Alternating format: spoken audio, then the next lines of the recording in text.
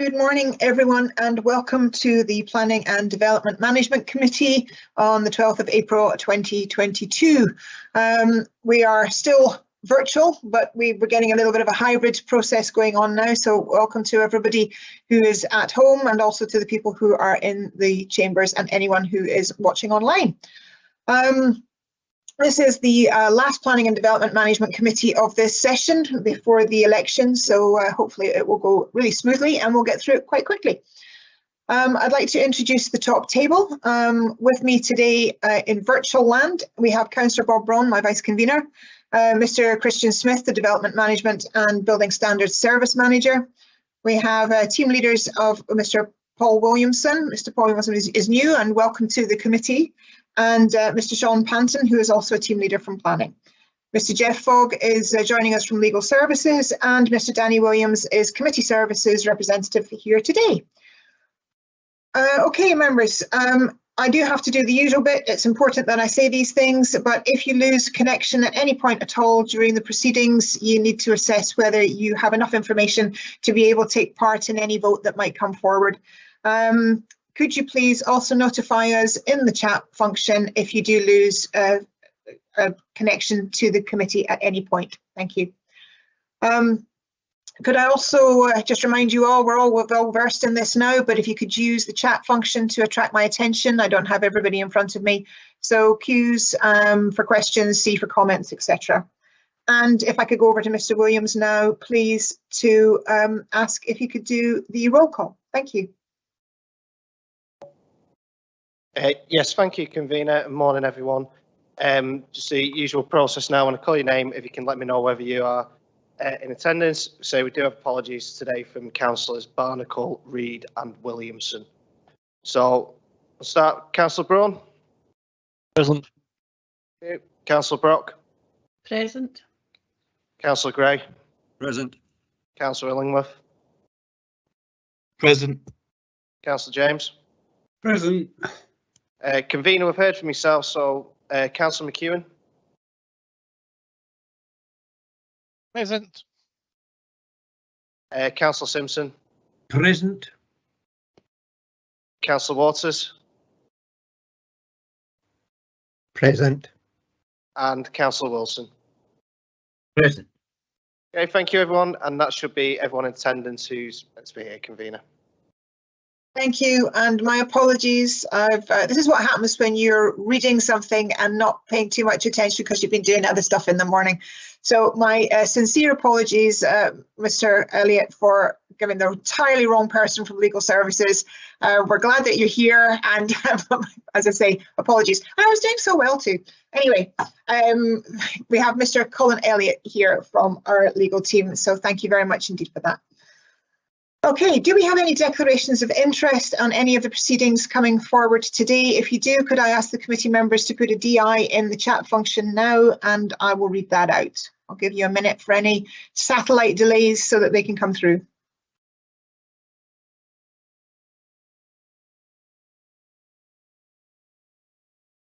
Okay, nothing coming through, so I'm assuming there's no declarations of interest. Are we happy to hear deputations for the proceedings in front of us? We have deputations on 522 and 524. Agreed. Agreed.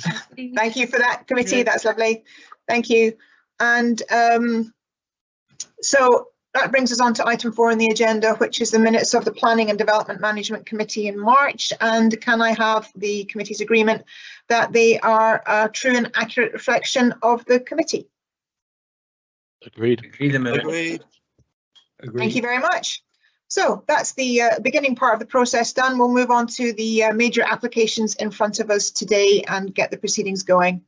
So 511 is the first application, and S42 application to modify condition 4, which is the hours of operation for construction of permission on 18-01890 FLM at land at Wester Tomonnock in Crieff. And could I ask Mr Panton to speak to the report? Thank you. Thank you for the introduction, Convener, and good morning, councillors. This application is a Section 42 application to modify Condition 4 of the parent permission, which is for 102 dwelling houses, landscaping and associated works. No other changes to that permission are proposed. Condition 4 currently restricts hours of construction work from Monday to Friday, 7 AM to 7 PM, and Saturdays, 8 AM to 1 PM, with no noisy works out with these times or at any times on Sundays or bank holidays. The developer now wishes to allow construction works to be undertaken on bank holidays. No public objections have been received and the Council's environmental health team have raised no concerns with this change. Next slide, please. Firstly, this aerial photograph shows the location of the site on the eastern edge of Crieff, to the north of the C410 Dollery Road. The site is allocated in the Local Development Plan 2 for housing, allocated as Site H57. Next slide, please. This plan shows the site in greater detail, which extends to approximately 8.72 hectares. Here, you can see the relationship with the existing nearby residential units. Condition 4 was applied as a standard way of protecting the amenity of these receptors. The proposed modification to Condition 4 will continue to offer protection, but will allow for work on bank holidays too. Next slide, please. Thank you, Convener. That now concludes the presentation for this item, and I leave you with this aerial shot. Thank you, Mr. Panton. Okay, committee, do we have any questions for officers regarding this change of condition? You could put a Q in the chat function now for me if you have any questions. Councillor Waters, your question, please. Sorry. Thank you, Convener. I'm just trying to look on the papers, but I can't find it. But the other bit of the change, just a bit of clarification here. They're looking to be able to work bank holidays, but on the Sunday, is there a change there as well where it says it can now come under delegated permission to officers and request to work Sundays? Is that did that exist previously, or sorry, does that currently exist, or is that just something changed for this application coming forward? Thank you. Thank you for the question, Mr. Panton, if you wouldn't mind answering that, please. Yeah, no, thank you for the question, Councillor Waters. Just to confirm, this condition is only to change allowing work on bank holidays, so the restrictions on Sundays will remain. So this is purely for the limited number of bank holidays that we have in Scotland. There's no change to the Sunday working hours from that previously conditioned. Thank you. Thank you. Councillor Wilson, your questions, please. Thanks, Convener. And Mr. Panton's half answered this question by saying a limited number of bank holidays. In effect, how many days in the year might that be? Up to a certain amount, because there's obviously some ones such as Christmas, New Year, that is unlikely, highly unlikely the developer would be using these. Just to get an indication of the scale, please. Do you have an answer for that, Mr. Panton? Yes, unfortunately I don't have the exact number to hand, but it will be less than 10 days. Lynn Reid from Environmental Health Team is likely to be able to answer that one, however. Yeah. Thank you. Yes, over to Lynn. Thank you. Yeah, Councillor Wilson, I think it's approximately about 9 days in total. That's excluding Christmas and Boxing Day. Thank you very much. Thank you, committee. Do we have any further questions for officers regarding this? Okay, I'll take that as a no. So I'm going to move that we are happy to accept the change in condition and move the report. Do I have a second? Happy to second. Okay, we have a few. We've had Councillor James and Councillor Ellsworth and Councillor Wilson. Well, the first one that came through was Councillor James, so we'll go with Councillor James. Do we have an amendment at all? No. No, thank you very much. Okay, so that concludes that, and that as that condition has been changed. That brings us now on to the second major application, which is another condition amendment. This is for S42 application to amend condition 16 this time, which is service delivery times of permission on 19163 AMM on land 90 metres southwest of Cemetery House Lodge on Perth Road in Blairgowrie. I believe there was an updated email that was sent around everybody, but I would like to ask Mr. Panton to speak to the report. Thank you. Thank you, Convener. Firstly, I would like to update members on a couple of changes to the report which were circulated to you yesterday. A formatting error arose when generating the reports and the numbering of the conditions pulled through incorrectly. This matter will be rectified in line with the circulation document, where correct numbering is in blue with deletions in red and scored out. We have also taken the opportunity to amend the wording of some of the conditions to change the word Lidl to a more specific, the unit identified as Lidl on Plan 19001634 or similar. This will future-proof the conditions should there be an alternative occupier to Lidl. Moving on to the proposal itself, again, this is a Section 42 application, this time to modify Condition 16 of the parent permission, which is for 2 retail units, a neighbourhood centre, parking areas, landscaping and associated works. No other changes are proposed other than the modification of Condition 16. The proposed revision seeks an extension to the Sunday delivery hours only. The current hours are limited to between 7 AM to 9 PM from Monday to Saturday and 9 AM to 5 PM on Sundays. It is proposed to extend the Sunday delivery hours by 2 hours in the morning and 4 hours in the evening, so to between 7 AM to 9 PM. Please note that the change is sought for the Lidl unit only and reflects existing Lidl delivery patterns. Next slide, please. Here we see the site location on the southwestern edge of Blairgowrie to the immediate west of the A93 road. Those familiar with the area will know that development is now well underway here. Next slide, please. This plan shows more detail, the overall site being approximately 3.5 hectares. Here you can see the relationship of the site to the existing nearby residential areas, whose amenity Condition 16 sought to protect. The proposed modification will continue to offer adequate protection whilst allowing the Lidl unit greater delivery time flexibility. Next slide, please. Thank you, Convener. That now concludes the presentation and we return to the aerial photo. Thank you for the presentation, and thank you very much, councillors, for being quick off the mark. Saves me asking. So, Councillor Wilson, your questions, please. Thanks, Convener. Thanks for the presentation, Mr. Panton. The two things: what's the distance of the nearest domestic receptors to the proposed site? And secondly, could you remind me, please, Convener or Mr. Panton, what the other proposed developments are, either generically or in detail, on as part of the the neighbourhood area and shops, please? Thank you for the questions, Mr. Panton. If you could answer them, please. Yes, sure. Thank you for that, Councillor Wilson. So just looking at that aerial photo in front of you, the Lidl's proposal is to the south of that site there. So the nearest residential receptors, you've got some just immediately opposite the site on the east at the other side of the A93, and you've also got some residential receptors down to the kind of southwest there.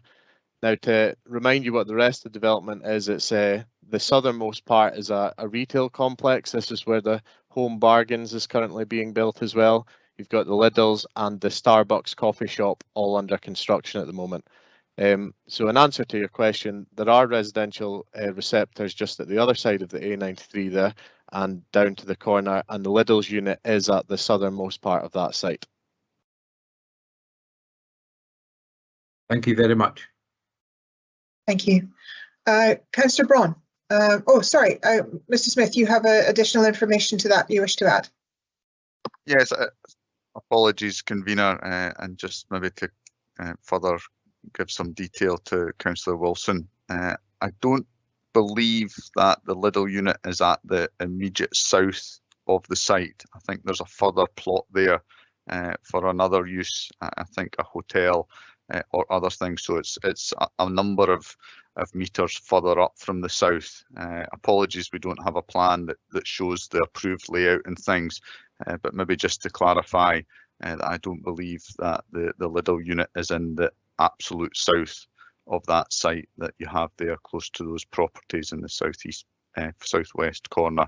But I'm not sure if Mr. Panton can maybe clarify that.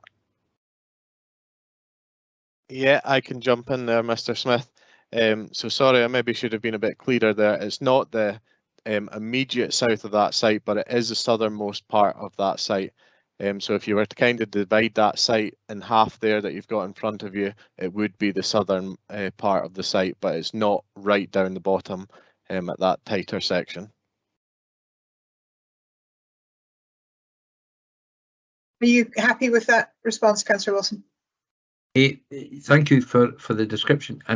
Convener, since Mr. Panton has outlined some of the adjacent developments, I'll seek your advice on that of Mr. Elliott, since that Starbucks has been mentioned.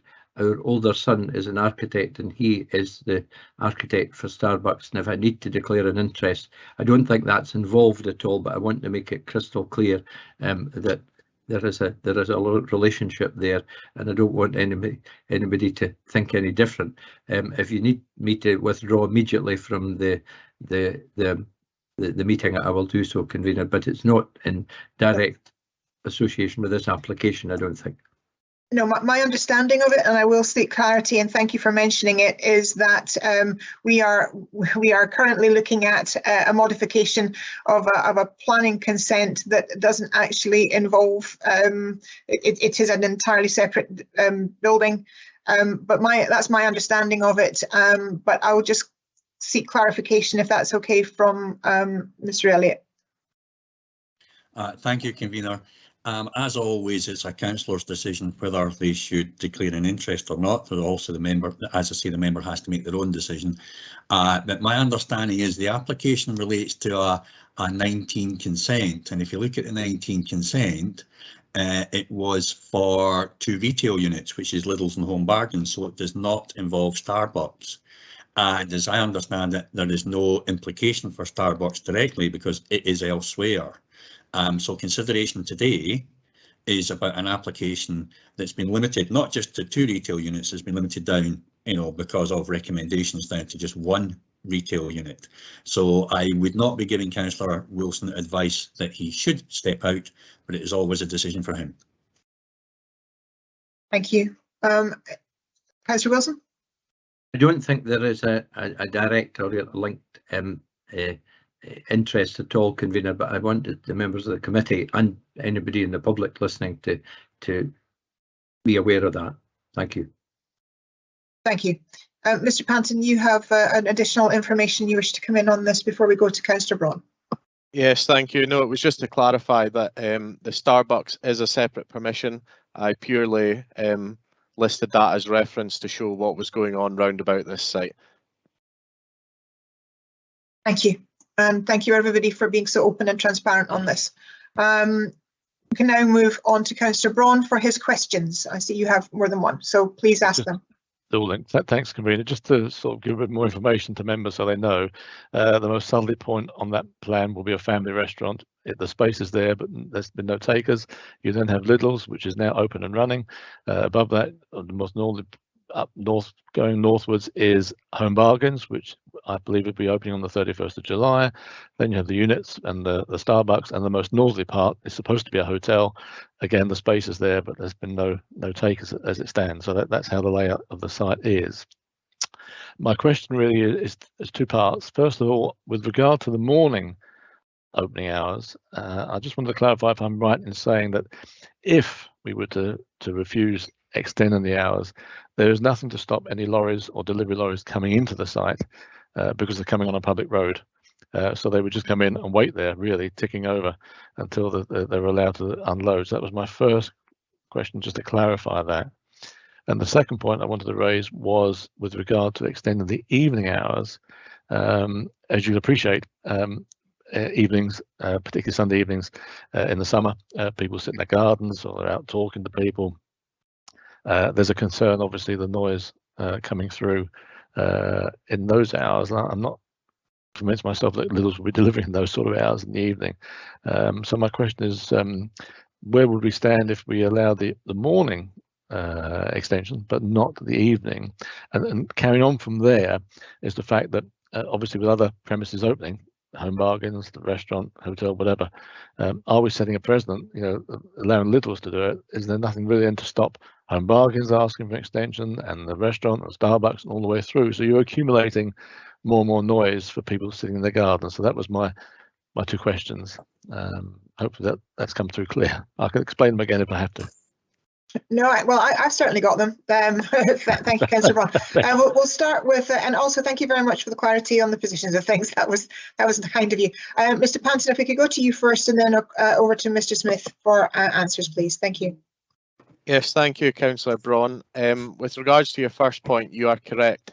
If a delivery lorry was to arrive at present on a Sunday morning, they could sit there and be idle until such time that the condition allows them to offload the lorry. So we can't stop the lorries from arriving at the site, and we can only stop them from making the delivery itself, so to speak. So hopefully that answers your first question. With regards to your second question, asking where we stand if we only allowed the morning delivery, Lidl's had provided some supplementary information with the application, and just to give you a bit of background, where Blairgowrie is not ideal from their distribution centre, so they're expecting it would either be one of the first deliveries of the day or one of the last, and it'll all depend on how they fit it into their schedule to go around their existing Lidl units. They are not expecting there to be a lot of deliveries each Sunday. Like I say, it's either to be the first or the last is what they expect. The way the condition is worded would allow for multiple deliveries, but they are not expecting that. The way that their existing patterns are, it would likely be 1 or 2 deliveries each day at most, and they are not sure yet whether it would work best in the morning or the evening. So hopefully that clarifies your second point as well, Councillor Braun. Thank you. Mr. Smith, do you have additional information to add to that? Yeah, maybe just clarifying that the existing approach of the condition is standard and not necessarily site-specific to the context and surroundings that we see here. It was applied as a fail-safe and is open to review subject to information to demonstrate the impact.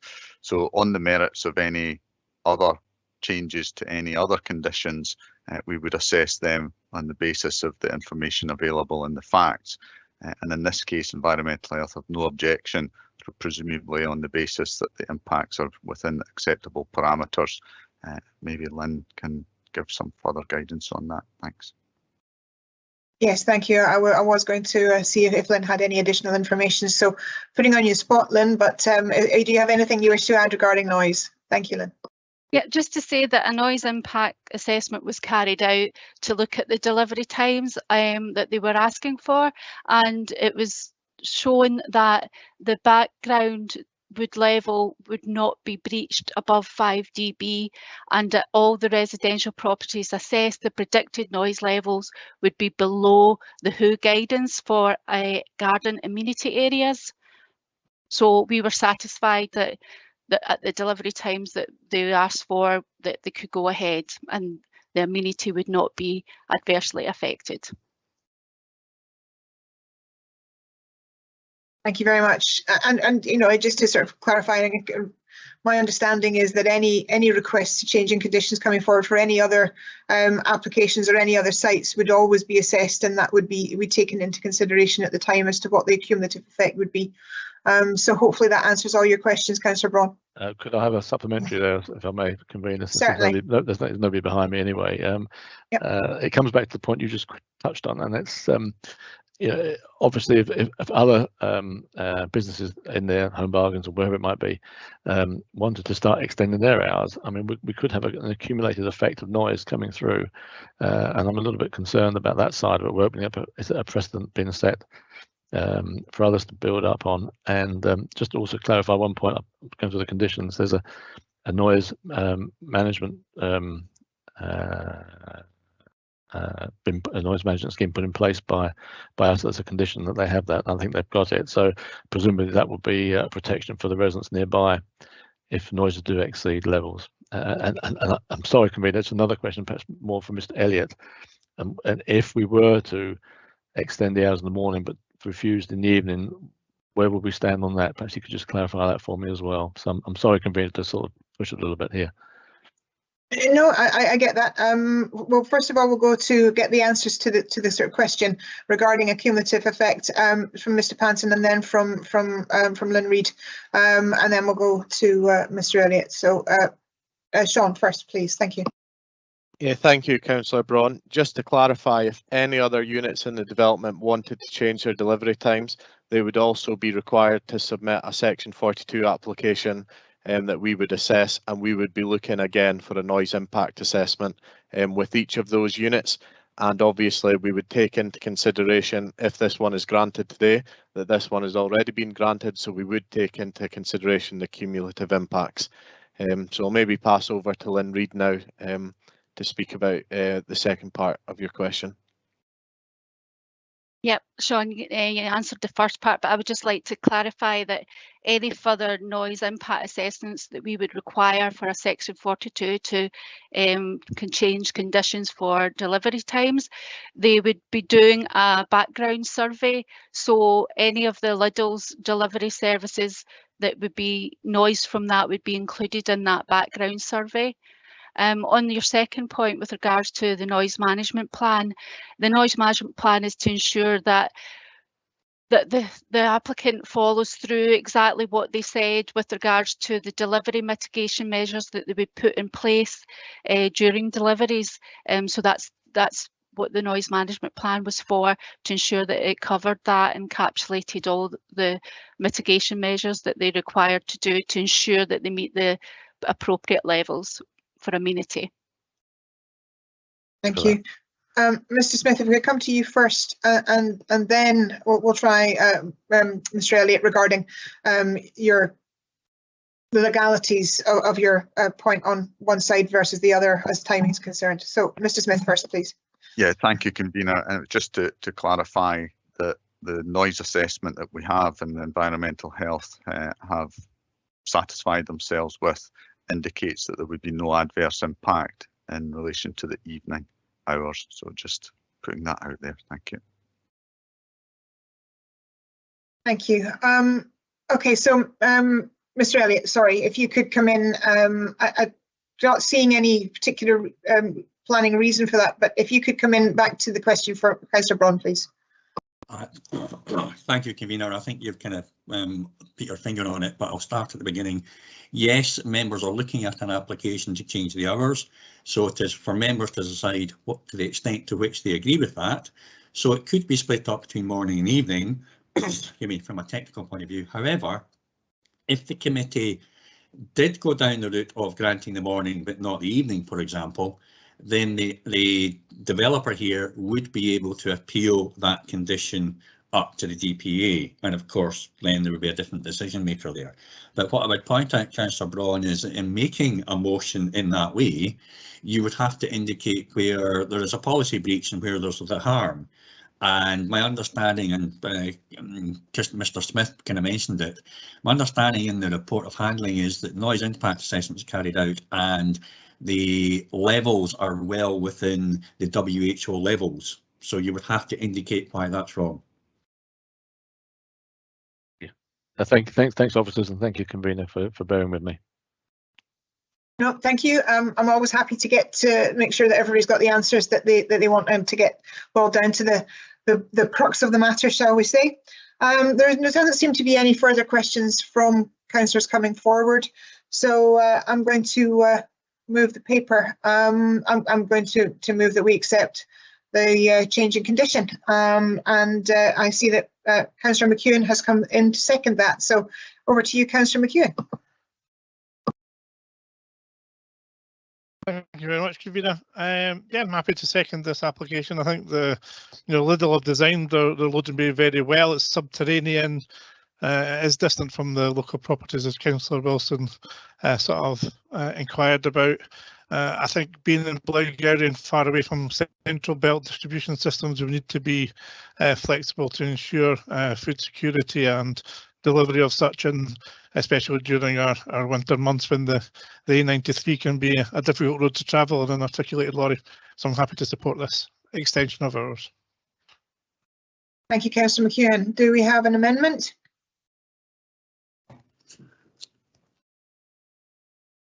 No, we have no amendment coming forward. So in that case, the application to change the condition is approved. Thank you very much indeed. Convener, sorry, could I come in?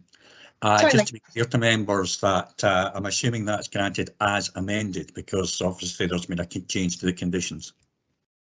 Yes, thank you for mentioning that. Of course, there was an update passed round, so yes, I am moving it as amended.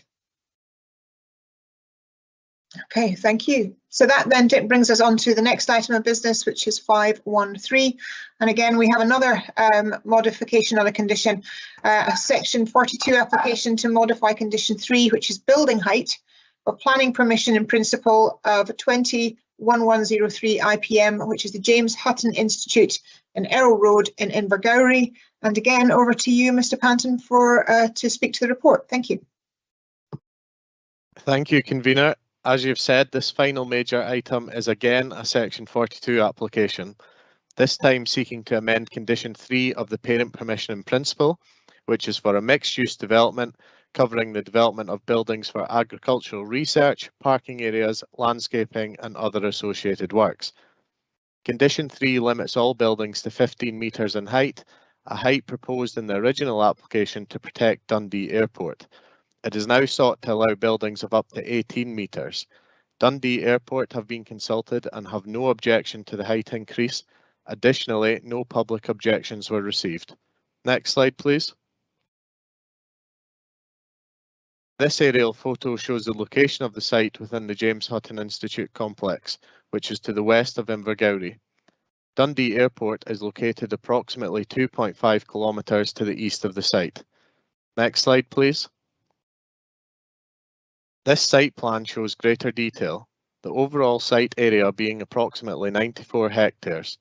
It accommodates a number of institute activities and contains an extensive grouping of centrally located buildings, greenhouses and other facilities, all surrounded by extensive agricultural land that is used for cropping and research activities. Currently, the main access is from Errol Road to the south, extending from the western end of Invergowrie. Next slide, please. Thank you, Convener. That now concludes the presentation and we will return to the aerial photograph. Thank you very much. Okay, councillors, back to you. Do you have any questions for officers regarding this change of condition? Again, I'll just give it a minute for possible satellite delays. Councillor Gray, you're going straight to motion. Obviously, you've decided the waffle questions, we don't want to go any further. So, Councillor Gray, your motion, please. Thank you, Convener. Yeah, this condition was specifically in consideration of the airport, and since the airport have no objection, nor do the public, I see no reason not to approve the application. Thank you. Absolutely. Councillor James, you have come forward to second. Absolutely nothing further I could add to what Councillor Gray said. Happy to second. Thank you. I will follow procedure and ask if there are any amendments, which I have to do, and I also have to give a little bit of time to see if that does come forward. No. No, there we go. Thank you. No, I do understand it can be frustrating when we're all in agreement, but it's important if there is a satellite delay that councillors do get the chance to come forward with amendments if need be. But no, this has gone through very smoothly, so thank you very much indeed. The application to change the condition is approved. Okay, so thank you, committee. That takes us through all the major applications and brings us on to local now. So the first local application in front of us is 521, which is the erection of 5 dwelling houses, a garage and associated works of land north of Woodbine Cottage, Duncreevy in Glenfarg. And I would like to ask Mr. Paul Williamson to speak to the report. Thank you. Thank you very much, Convener, and good morning, everyone. This proposal is for 5 dwelling houses, garages and associated works on a site of 1 acre. For members' awareness, and as noted within the committee report, this application essentially updates the layout associated with a partially implemented and thus valid permission granted in 2007, which was also for 5 dwelling houses. That permission being implemented by the demolition of the cluster of farm buildings which previously existed on site. Aerial photo, please. This aerial extract shows the location in Duncreevy towards the northeast edge with residential property on either side and open fields to the north. Next slide, please. This illustrates the position of Duncreevy, approximately 250 metres to the south and above Glenfarg on higher ground. The site is accessed from the Cafford Bray with Duncreevy Road 80 metres to the west, which runs between Glenfarg through Runsey and eventually connecting to Milnathort. The M90 is located approximately 420 metres to the east beyond the B996, which is located at the bottom of Cafford Bray. Next slide, please. This layout plan shows the positioning of the 5 detached dwellings. A 5-bedroom dwelling would front Cafford Bray with the site access between it and Woodbine Cottage. The remaining 4 dwellings, with 2 each of 4 and 5 bedrooms, would be to the north of Woodbine Cottage and west of North View. Those 4 new dwellings would share an access and associated turning area. Each would have a plot size comparable to the surrounding pattern of development, and landscaping would feature alongside the shared access and to the north boundary along the field boundary. Next slide, please. This shows the existing approved layout from 2007. As members shall note, the layout is very similar to that now proposed. Next slide, please. This 4-bed house type is that on 2 of the 3 plots. It's broadly of an L-shaped floor plan with accommodation over 1.5 stories. The ground floor comprises a lounge, bedroom with ensuite and a shared kitchen, dining and family space, while the first floor sees a further 3 bedrooms. Externally, the dwelling includes stone cladding and cream render to the external walls. Windows would be grey UPVC framed, while doors would be grey composite. The roof would be clad with blue-black cement tiles. Next still, please. This house type is slightly larger, 5-bedroom identified on 3 of the plots. It's over 1 3/4 stories of accommodation with an attached double garage. It also features a storm porch, vestibule to the front and a projecting sunroom style rear lounge. Materials match those for the 4-bed dwelling, other than brown composite cladding for the front and rear extension walls. I will now move on to a series of photos which show various elements of the proposal I've described, as well as the landscape context of the site. This first photo is taken from the position of the site access on Cafford Bray. Next slide, please. This photo shows the neighbouring dwelling Woodbine Cottage to the west. Next slide, please. This photo is again taken from Cafford Bray, showing the views north towards Glenfarg. Next slide, please. Again, we're on Cafford Bray, showing the rear of North View. Members should note that the front of the neighbouring property is orientated to the northeast. Next slide, please. This is a further view from Cafford Bray, showing the existing drainage infrastructure to the northeast of North View. Next slide, please. This photo is taken from the driveway access to North View, looking west towards Woodbine Cottage. Next slide, please. And this final photo is taken from the approximate position of the access road, looking north and down to Glenfarg. Thank you, convener. That concludes the presentation, and we return to the site layout. Thank you, Mr. Williamson, for the report. Speaking to that, and I'm going to ask if there's any questions for officers. Councillor Wilson, thank you very much for coming in. We'll go to you first and then to Councillor Waters. Thank you. My apologies, convener. I was a wee bit slow there. I put the Q in the box, but I hadn't pressed the arrow. The committee will be interested. This is a site that I am unfamiliar with. I'm on page 90 initially, and I just want a reassurance about flooding, I think, and drainage. Are the officers who are present, it says in para 54 the flood team are content with the findings, but there's conditional control through mitigation measures, and there's conditions 7 and 8.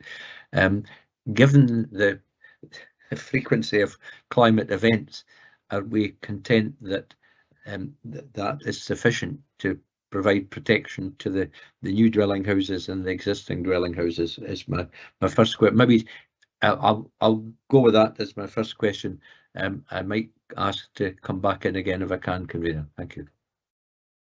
Yes, and I'm happy to do that, Councillor Wilson. It is surprising to hear you say of a site that you don't know in Perth and Kinross, but anyway, I will pass that on to Mr. Williamson to answer that question, and we will come back to you after some other questions from other councillors. Thank you. Thank you very much, Councillor Wilson.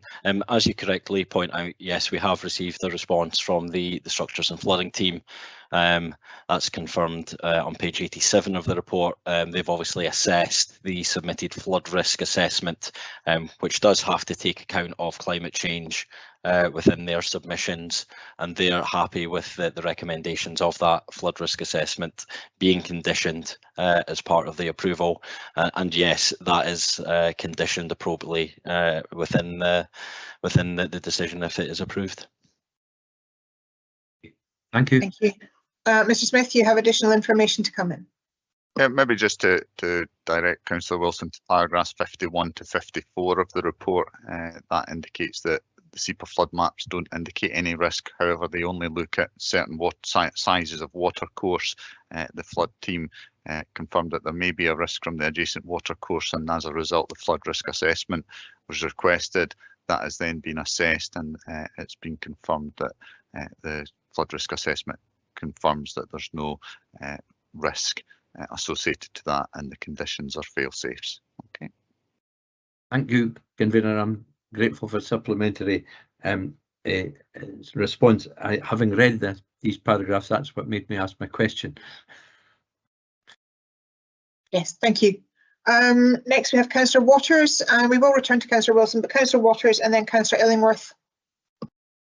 Thank you, Convener. My question is very much based on the suitability of Cafford Road, Cafford Bray ups heading up to the site. Having driven it the other day and actually met a skip truck coming down and had to reverse for a good bit. I was glad I was in a car and not another truck. But the bottom of the road is very clear that it said it's unsuitable for long vehicles. Also has two bus stops that have been positioned to allow residents of Duncreevy to access our public bus network. Can I just ask what mitigation can and is being put in place to try and make it, especially during the construction phase, but also ongoing, to make it safer to allow people to still use that road for walking and to not cause jams, because I believe there has been cases of large trucks meeting on it and some of them having to reverse back onto the B996, which I'm sure in anybody's book is not safe. Thank you. Thank you for the question. Mr. McLean is here, I believe. Lachlan, you're here to answer questions on transport. So if you could come back with that, that'd be great. Thank you. Thank you, Convener, and thank you for the question, Councillor Waters. With regard to conditional control for the site, we have 4 conditions regarding the access arrangement, which is condition number 4. We've got condition number 5 for the parking, and condition number 6 for the turning facilities to be provided within the site. With regards to call for Bray in terms of mitigation that would be put in place, it hasn't been identified or we haven't proposed anything in terms of mitigation as part of this planning application. I mean, when it was approved back in 2005, we hadn't identified anything at that point, and there has been subsequent applications approved within the local area, not directly using Call for Bray, but we've got sites in Drungy, and neither of them had identified any mitigation for that. Whilst I appreciate people walk up and down the road to the bus stop, I went out and undertook a site visit, and unlike you, I didn't meet anyone. I walked right down to the bottom of the Bray, down to the bus stop location, and walked back up. I was there for about 10 minutes or so, and I didn't pass any vehicles whilst I was on site. I mean, I used to use the Bray on a regular basis, and when I travelled to school, we did meet the odd vehicle going up and down, and if there was another vehicle coming down, generally we waited at the bottom of the Bray, where there's a field entrance, and the vehicles would pass at that location. But at the moment, it is not proposed that any further mitigation will be provided on the Bray. I just ask a supplementary. One of the challenges I think that often faces us on this committee is we're dealing with individual applications, but when we're aware of numerous applications in the same area that have a high probability probably creating additional traffic, it can prove a wee bit challenging, and certainly residents in the area are a bit concerned. And while I appreciate Mr. McLean's personal experience of the road considerably more than mine, I must have been unfortunate with meeting a truck, but that may have been construction traffic that's there.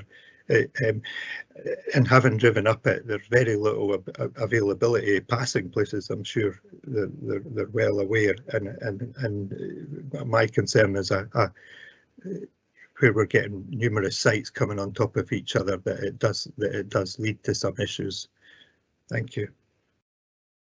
Right, yeah, thank you. And thank you for the points, Councillor Waters.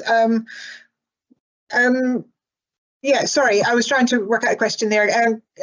Mr. Elliott, you have an answer coming in on that, so if you want to come forward.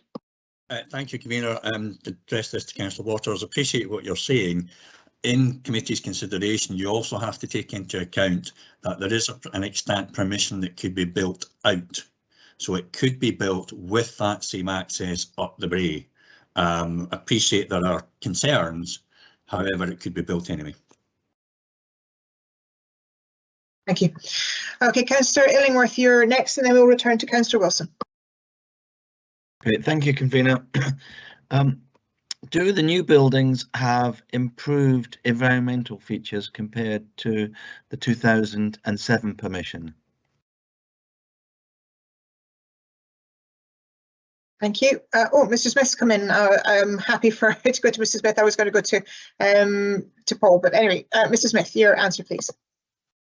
Yes, thank you, Convener. Thank you, Councillor Illingworth. Well, yes, at this point in time, we're in 2022, and the building regulations have moved on quite significantly since 2007, and the application will require to comply with the building regulations that have increased requirements in terms of climate change objectives. Great, thank you.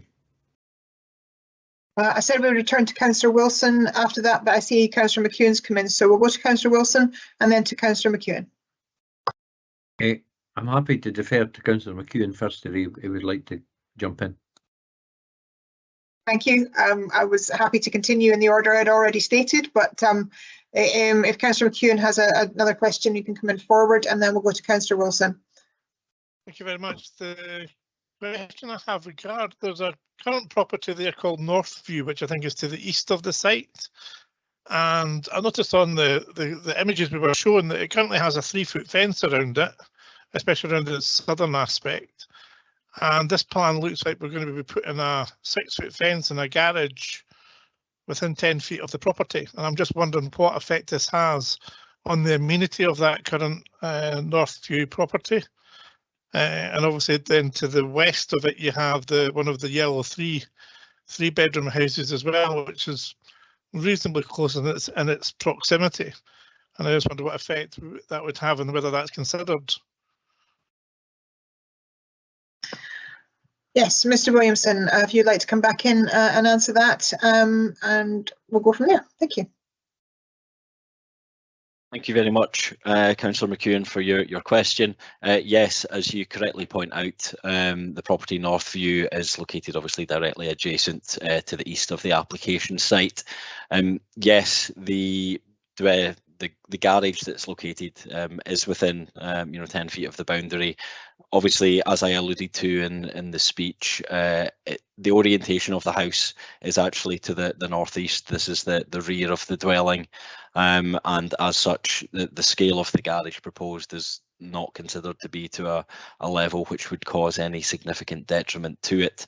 Similarly with the adjacent dwelling house on plot 4 as well, with the kind of stepped arrangement off the boundary there, it too at 1.5 stories is not considered to result in any significant detriment to that property. And yes, there would be new boundary fencing proposed to the site boundaries, offering a bit of privacy both to the existing and to the proposed properties. Thank you for that. Thank you, Convener. Thank you. Councillor Wilson, back to yourself. Thank you. I'm on page 88, Convener, in paragraphs 36, 37 and 38. I understand this has been dealt with under the houses in the countryside policy. Is there a settlement boundary round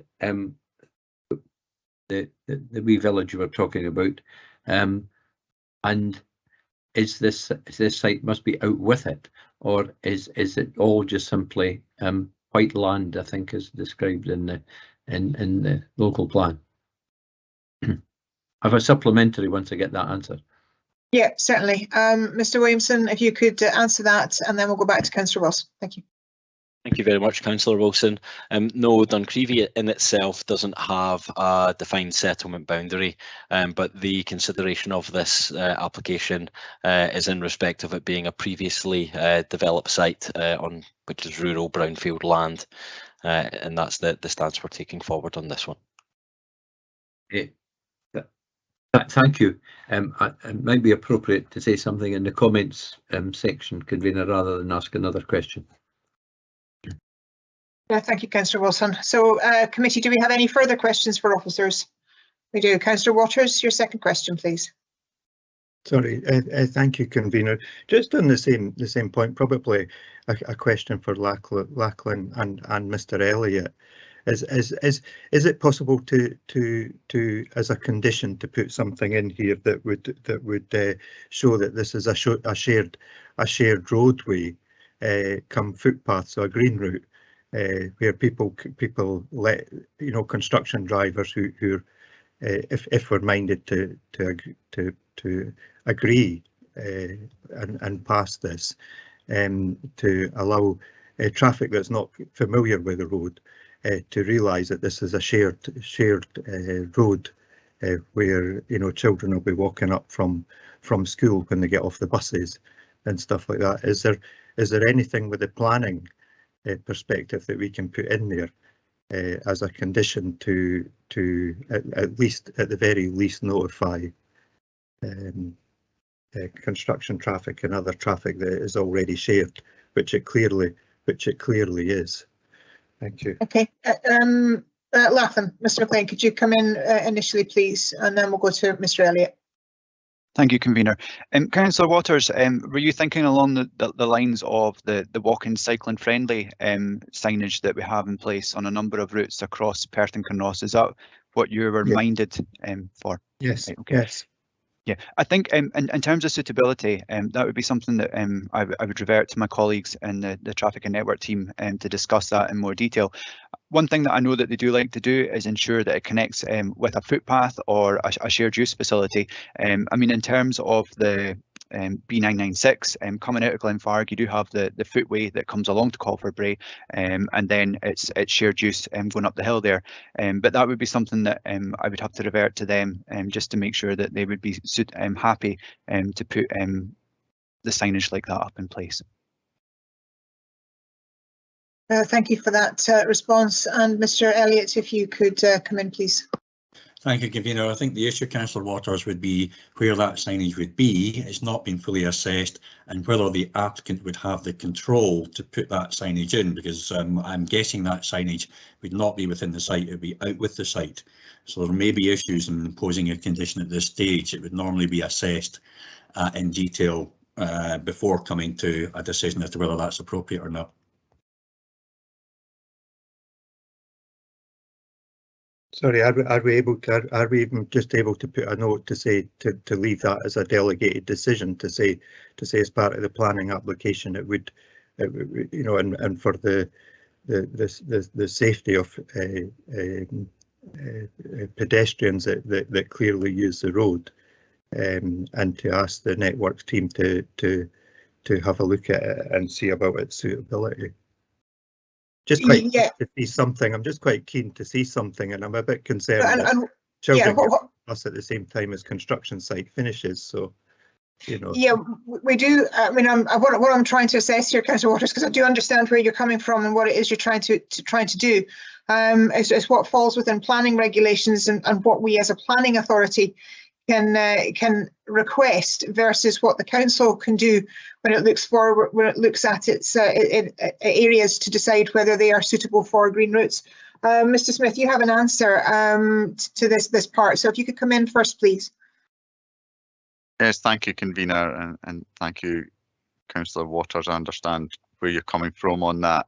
I think it really is, as Mr. McLean has said, a matter for the Roads Authority to consider and implement any signage out with the site in the general terms of Cafford Bray.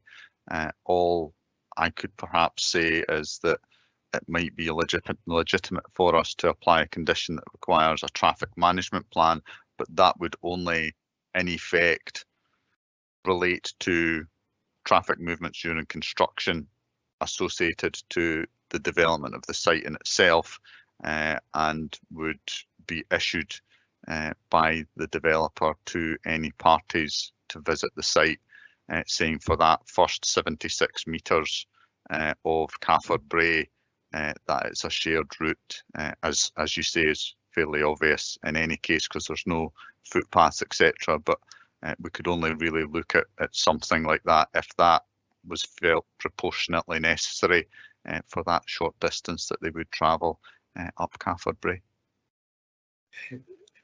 I would appreciate it if you could do that, and if it would just be potentially included in the motion, the recommendation. I would quite appreciate to look at that, and we can go to the roads network team in tandem and just see if we can get something in there, just to ensure the safety of the people walking. Thank you.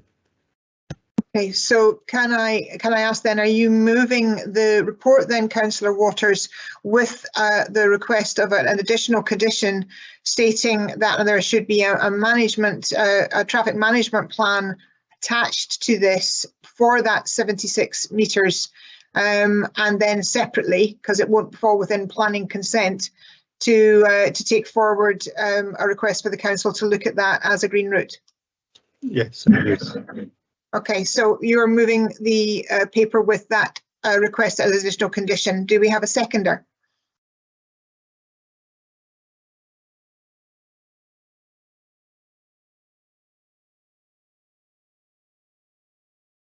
Unfortunately, Councillor McEwen, I always have to give a satellite delay on this because you never know how quickly things are going to come through.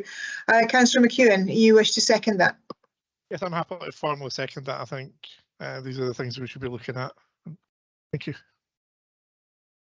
Okay, Councillor Wilson, you're coming forward with a comment. I should really ask for an amendment first, but I'll let you have your comment. I would make it clear it's not an amendment, Convener.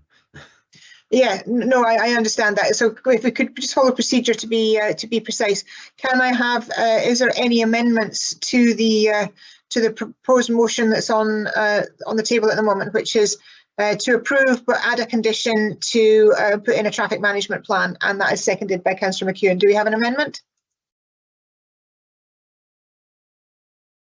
No, there's no amendment coming forward. So in that case, that is the motion that is put forward.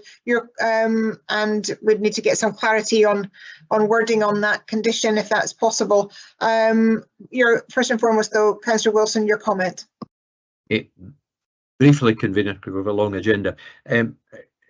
I'm happy with the motion as proposed by Councillor Waters, and my comment, I think, reflects that. I think because we don't have a plan for Duncrevian roundabout as a line round the settlement, there's always this application is largely based on an extant permission that's live, right?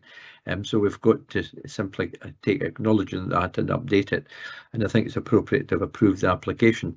But there is a risk always in settlements such as Duncrevian. There's lots and lots of them in Perth and Gnos, of what I call the nibble factor in development, and that can affect things like the roadways and the pathways that Councillor Waters was speaking about.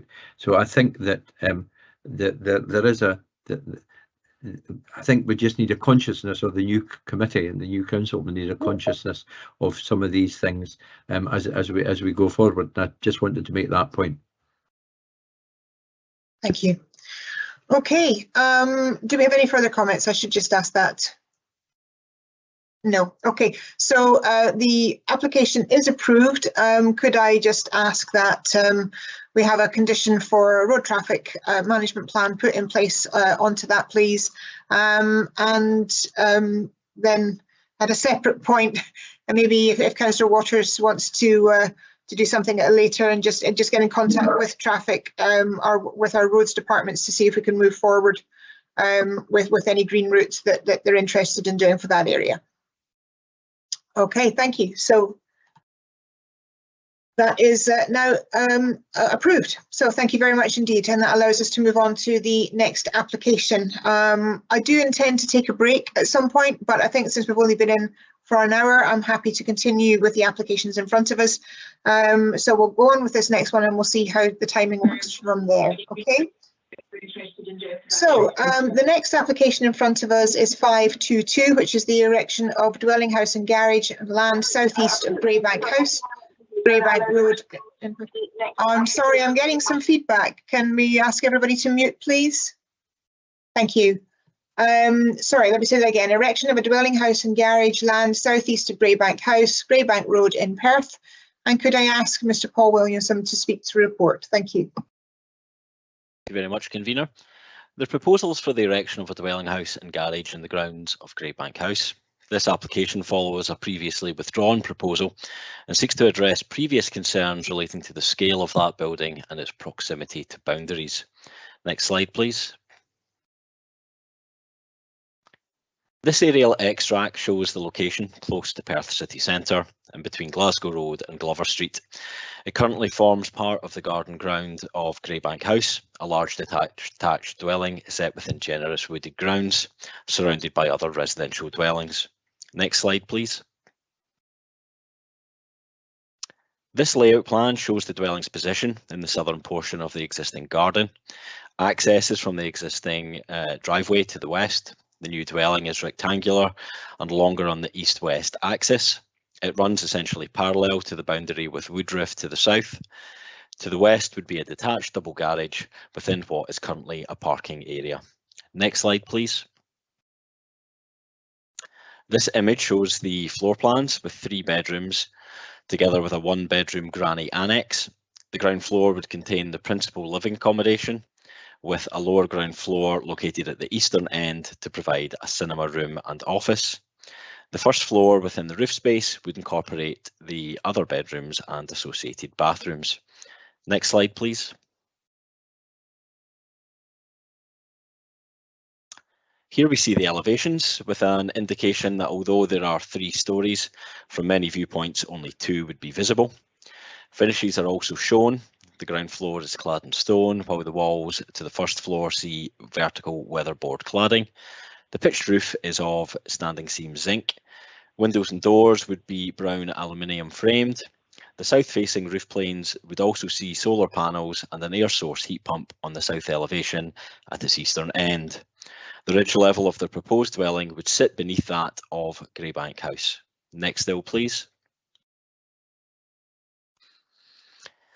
This first photo is taken from the junction of Pickletillum Road and Graybank Road, which is the left-hand road. The right tree-lined drive providing access to Graybank House and 3 other properties, namely Abbots Hill, Dungoyne and Woodruff. Next slide, please. This photo is taken further down the driveway from the point of the first access to Graybank House and looking south towards the rear of Abbots Hill. The proposed entrance to the new dwelling is on the left-hand side, around halfway down. Next slide, please. Now we see that existing second access, which currently serves a parking area. The existing gate piers and walling would be replaced with a new sliding gate and a double garage beyond. Next slide, please. This looks south and mainly shows the majority of the plot from the fountain and framed by the existing beech hedge. The stone wall in the left-hand side of the shot marks the change to a lower ground level. Next slide, please. This shows the aspect east towards Gray Street and illustrates the levels falling away from the wall to the hedge and beyond. Next slide, please. Here we look from the beech hedge along the southern boundary towards Graybank House, the rectangular footprint running from left to right. A new timber fence and planting would be provided along the northern boundary. Next slide, please. This photo turns to show the beech hedge with the chimneys of Abbots Hill and Dungoyne beyond. Next slide, please.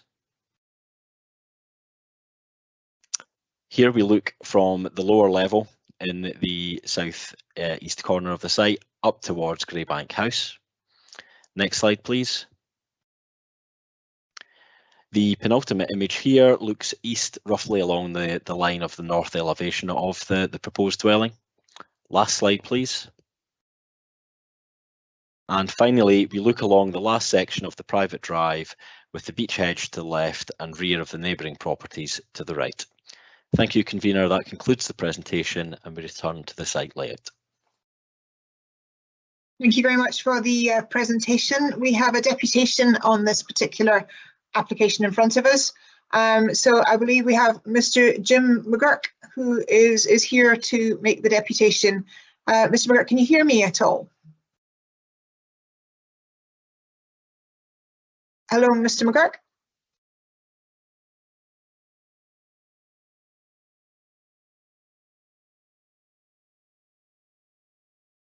Just wondering if you're on the phone, Mr. McGurk, could you star 6? I don't know if you're muted on that. Press the star 6. That will allow us to hear you.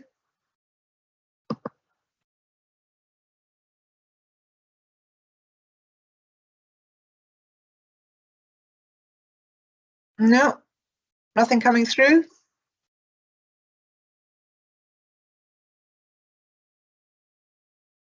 Hello, Mr. McGurk. I'm currently seeing 3 telephone numbers that are connected to the planning committee. So again, if Mr. McGurk can hear me, if you could press star 6, and that should unmute you and be able to talk to us. Hello. Hello. Hello, is this is Mr. Mr. McGurk here. Hello, Mr. McGurk. This is Jim. Yes. Yes, thank you very much indeed, and welcome to the committee. Thank you very much for making the time to come and address us. What will happen next is I will pass you on to the vice convener, who is Councillor Braun, and he'll go through the sort of timing and process of the deputation. And then once that's done, you'll come back to us and back to me, and we will open it up to questions. Is that okay? Yes, that's great. Thank you. Well, in that case, over to Councillor Braun, and if you could go through the process. Thank you very much. Thanks, convener. Mr. McGurk, can you hear me all right? Yes. Fine. Okay. Now you'll have 10 minutes to make your deputation, up to 10 minutes. What I will do is, if we get to the 9-minute mark, I will interrupt you as quickly as I can, just to warn you that you have just 1 more minute to go. Right. So if you're happy with that, when you start your deputation, I will start the clock, and we'll go from there. So Okay. when you're ready. Okay, over to you. Hi. This statement has been prepared with the cooperation and consent of all those who made individual objections to the above planning application. It is being submitted on behalf of all of us. Our reference framework is PKC Development Plan, PKC Placemaking Guide, Planning Officer Report, and Scottish Water Surface Policy. We'd like to make it clear that we're not NIMBYs. Our objectives are not to developing the site.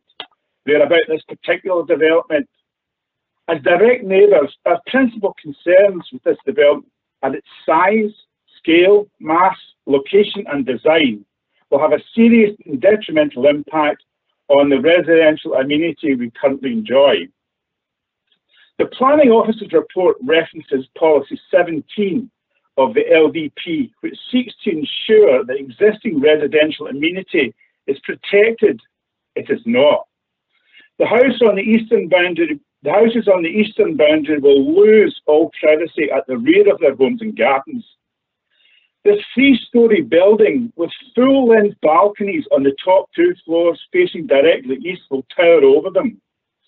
PKC Placemaking Guide, page 51, states that balconies above ground level will be resisted when they diminish the privacy of neighbouring houses and gardens. Paragraph 17 of the Planning Office report states the revised plans seek to address this by moving the build back from one boundary, but also placing it closer to other boundaries.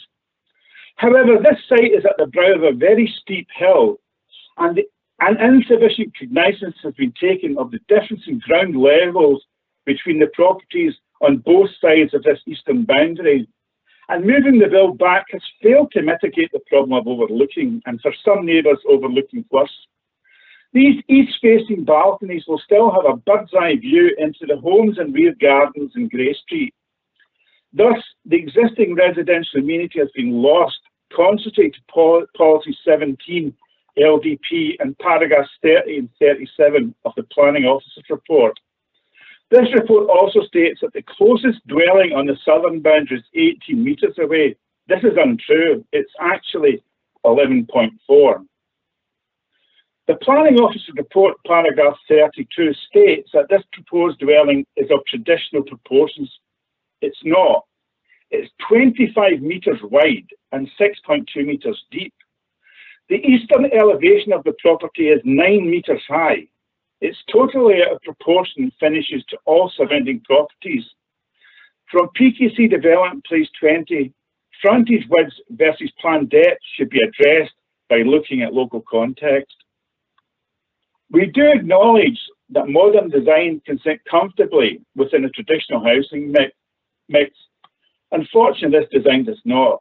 It is perhaps more suited to a rural setting, as the proportions would then reflect an agricultural landscape rather than an urban residential setting.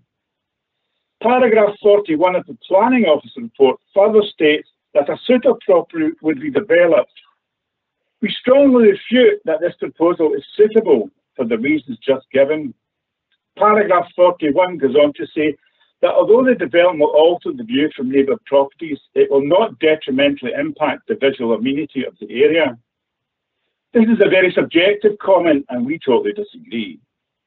As neighbouring properties, the effect of this building will have a very detrimental impact on the visual amenity that we currently enjoy. Another major concern we have regarding this application is the lack of accurate information regarding drawings and drainage. The Planning Officer report, paragraph 47, acknowledges that surface water flooding issues have been raised, but no solution has been offered. Also, as the formal application to Scottish Water to apply for a connection can only be made if planning permission is granted, it leaves us in a very unsatisfactory position. No alternatives have been given should the connection be refused. Scottish Water policy is that they will not normally accept any surface connection to the combined sewer system. These are very real and pertinent issues for us. There have been problems with surface water lying along the western boundary of the site, and also flooding in Gray Street on the eastern boundary, causing extensive damage to private and council property. The Planning Officer's report lists PAN 61, Planning and Sustainable Urban Drainage System, as a relevant document to this proposal, yet none of the recommendations have been made. Policy 53C of the LPD also referenced as containing relevant policy, but again, none of the requirements stated therein have been incorporated into the application. We're shocked and very disappointed that the Planning Office report, paragraph 60, concludes, although the relevant material considerations made in our original direction had been noted, none were found to justify rejecting this application.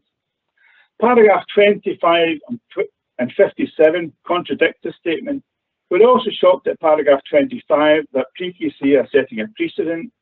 Planning are prepared to openly accept and reward false declarations on their applications. In summary, we find that the Planning Office report focuses the interpretation of PQC Development Plan and Placement Guide on the benefit to Greybank House to the detriment of every neighbour. We strongly urge that, having heard our objections today and having read our original submissions, backed by the relevant policies which support our objections, the committee will vote to reject this application. Thank you. Thank you, Mr. McGurk. We'll now pass you back to the convener. Thank you very much indeed, Mr. McGurk. Thank you very much for a very detailed and precise deputation. I appreciate that very much. Thank you. I'm going to open it up now to members to ask some questions, if that's okay. So, councillors, do you have any questions for Mr. McGurk? Just bear with us a wee sec, Mr. McGurk, because it does take a wee while for questions to come up in the chat box. That's them starting to come in now. Councillor Wilson has a question, so over to you yourself, Councillor Wilson. Thank you. Okay, thanks, convener, and thanks, Mr. McGurk, for your presentation. I hope you can hear me okay, can you? Yes. Okay, thank you. You mentioned the overlooking issue as you've outlined from the two balconies and the three-storey house. Could you tell us how many properties in Gray Street will be affected by that degree of overlooking? Because I think there's quite a number of individual houses involved, but maybe you'll know better the number of domestic properties that would be affected by the overlooking. Well, there'll probably be, I mean, immediately under it there are two, but the overlooking would probably affect about half a dozen or, sorry, maybe a dozen properties all along Gray Street. Okay, thank you. And could you maybe for the committee, and I am reasonably familiar with the site, convener in this instance, but tell us maybe just in fairly basic terms the distance between the nearest couple of gardens and the actual end of the property and the building itself, and you can do it in metres or yards. We'll be able to work it out either way. Yeah, probably the distance between the properties immediately below is probably about 20 or 30 metres, but the elevation is 20 to 30 metres above the properties. So if these are 9-metre balconies or 9 metres high, the balconies are probably going to be about 40 metres above the properties on Gray Street. Yes, and we'll maybe come to that later, but I think it's worthwhile noting, convener, the elevation of the proposed house above the houses in Gray Street. Just turning now to the other dwellings that are adjacent on the south side of the proposed house. I think there's some degree of debate about how far away these are. Could yourself or Mr. Martin, who I think is present as well, advise us of the distances between the proposed house and the adjacent dwelling houses? Again, in as many metres or yards as you like. Okay, this is Mr. Martin. There are 3 properties. One property is approximately 18 metres, but the other 2 are around about 11.4 metres away from the boundary. Okay, and the hedge that is in between the proposed house and the existing properties, Mr. Martin, whose ownership is that hedge within? That belongs to Greybank House. Right. Okay. Convener, there may be other questions, so I'll wait, and I might have other questions to come back on. Thank you. Well, thank you. Thank you, Councillor Wilson. There's no other questions coming up in the chat box, but I have a question, because you mentioned surface water, Mr. McGurk, and there's always an issue within planning as to what actually is surface water and what is flooding, and there's such a range between it. So could you give us a little bit more? I mean, I have to be honest with you, I came down and had a good look at the site yesterday, and it had started to rain. I didn't see any, but it was light rain. I'll be honest, it was very light rain. I didn't see any surface water. So could you give me additional information on the issues you think there are around surface water, please? Well, obviously the site itself is mostly to grass and observed water. You're going to greatly increase the number of hard surfaces, which is going to mean that water is going to come down into Gray Street and also to the adjacent properties on the south side. Now, previously, Gray Street has surfaced, when the rain has been heavy, had suffered from flooding, which caused several homes in the street to be evacuated, and the residents to be out of the home for months while the houses were actually repaired. And my feeling is that the plan does not adequately address what they're going to do with all this new surface water that they're going to generate from the hard surfaces of the proposed plan. And this is Mr. Martin here. There is problems on the west side where the car park has been put, which is a hard surface, and a drainage system was attempted, but all it did was move the water from the Greybank House property into the properties on Pickletullum. And that drain has since been blocked. And so if it's been heavy rain, you're walking through puddles, and there are puddles inside Greybank boundary for several days after heavy rain. Sorry, just for clarity on what you've just said there, Mr. Martin, and hello. Sorry, I didn't introduce you to everybody, but I will do shortly. So the drain is now blocked. Is that because it's been blocked up with water and needs emptied, or is it has purposely been stopped? It was purposely blocked because it was the water was being directed towards the gardens in Pickletullum, and therefore they were getting flooded when they shouldn't have been. So, sorry, again, I'm just pressing the point, but I just so that I can fully understand. So the issue of the change in direction of water that the drain was meant to provide has now not only been blocked to stop that, but now you still have the issue. Yes, I mean, because it's runoff water from the car park. Right. Thank you. Thank you for that clarity. Yeah, to the committee, Mr. McGurk was doing the deputation, but there is Mr. Frank Martin, as it states in front of us, who is now attending. So both gentlemen are there. Are there any further questions for Mr. McGurk or Mr. Martin? Councillor Wilson, do you have additional questions? Well, my question was going to be surface water, but you've dealt with that to some degree. But I just want to ask either Mr. McGurk or Mr. Martin if there's anything else they want to add about the frequency of events. I acknowledge you were on site yesterday, convener, and the rain did come on, but it had been a dry spell for quite some time. And if you'd gone 24 hours later, the situation might have been different. But we are where we are today. But I don't know if the gentleman concerned want to give us any detail of the frequency of flooding events. Mr. McGurk's given us indication of the major flooding event in Gray Street, but it's not just the extent of the flooding, but the frequency. I think if you have any information you can give the committee. I mean, I think when the streets actually flooded, it's fairly infrequent. It was last flooded and all the damage to the properties was done about 2 years ago. But obviously these extreme weather events are going to become more frequent, and we just don't feel that the drainage issue from the property has been adequately addressed.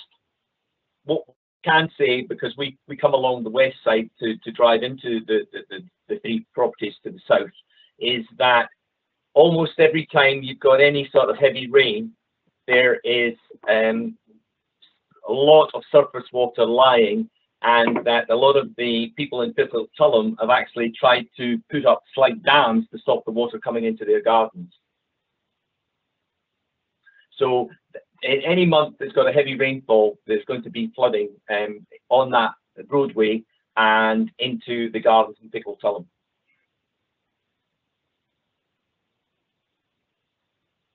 Okay, thank you.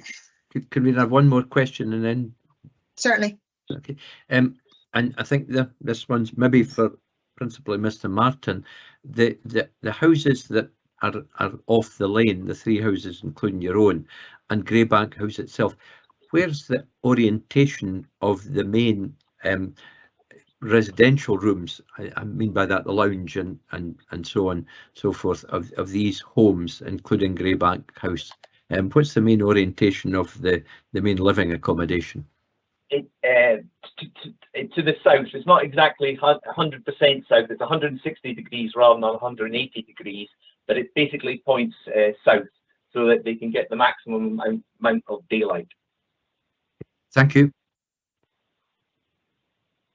Thank you. So we've got no further questions coming forward at the moment. So I'll just ask the committee, just in case there is a delay, does any further questions for Mr. McGurk and Mr. Martin? No, nothing coming forward. So Mr. McGurk, Mr. Martin, thank you very much indeed for your time this morning. And I appreciate you coming forward to raise your objections. We now move forward to the next part. We have on hand Mr. Richard Taylor, who is the agent to the applicant, and Audrey Robb, who is the applicant, and they're here to make a deputation too. So can you hear me? Yes. Mr. Taylor, hello. Is Mrs. Robb there as well? Are you both on the same line, or is it just yourself that's making the deputation? I'm here as well. I'm separately. You're separately on 2 different lines. Thank you very much indeed, and welcome. The same thing applies to yourselves. I'm going to pass you on to the Vice Convener, Councillor Braun, who will go through the process, the timing, etc. And then once you've done your deputation, you'll come back to myself for questions from the committee. Is that okay? Yes. That's lovely. Thank you. So over to Councillor Braun, and he'll go through the process. Thank you. Thanks, Convener. Mr. Taylor, can you hear me all right? I can, yes. Fine. Okay. Then, as before, you'll have 10 minutes to make your deputation. I will interrupt you at the 9-minute mark if we get to that point, just to warn you that there's 1 minute left to go. If you're happy with that, I will start the clock when I next hear you speak on your deputation. So over to you. Good morning. My name is Richard Taylor from Studio East, and we are the architects and agent for this proposal.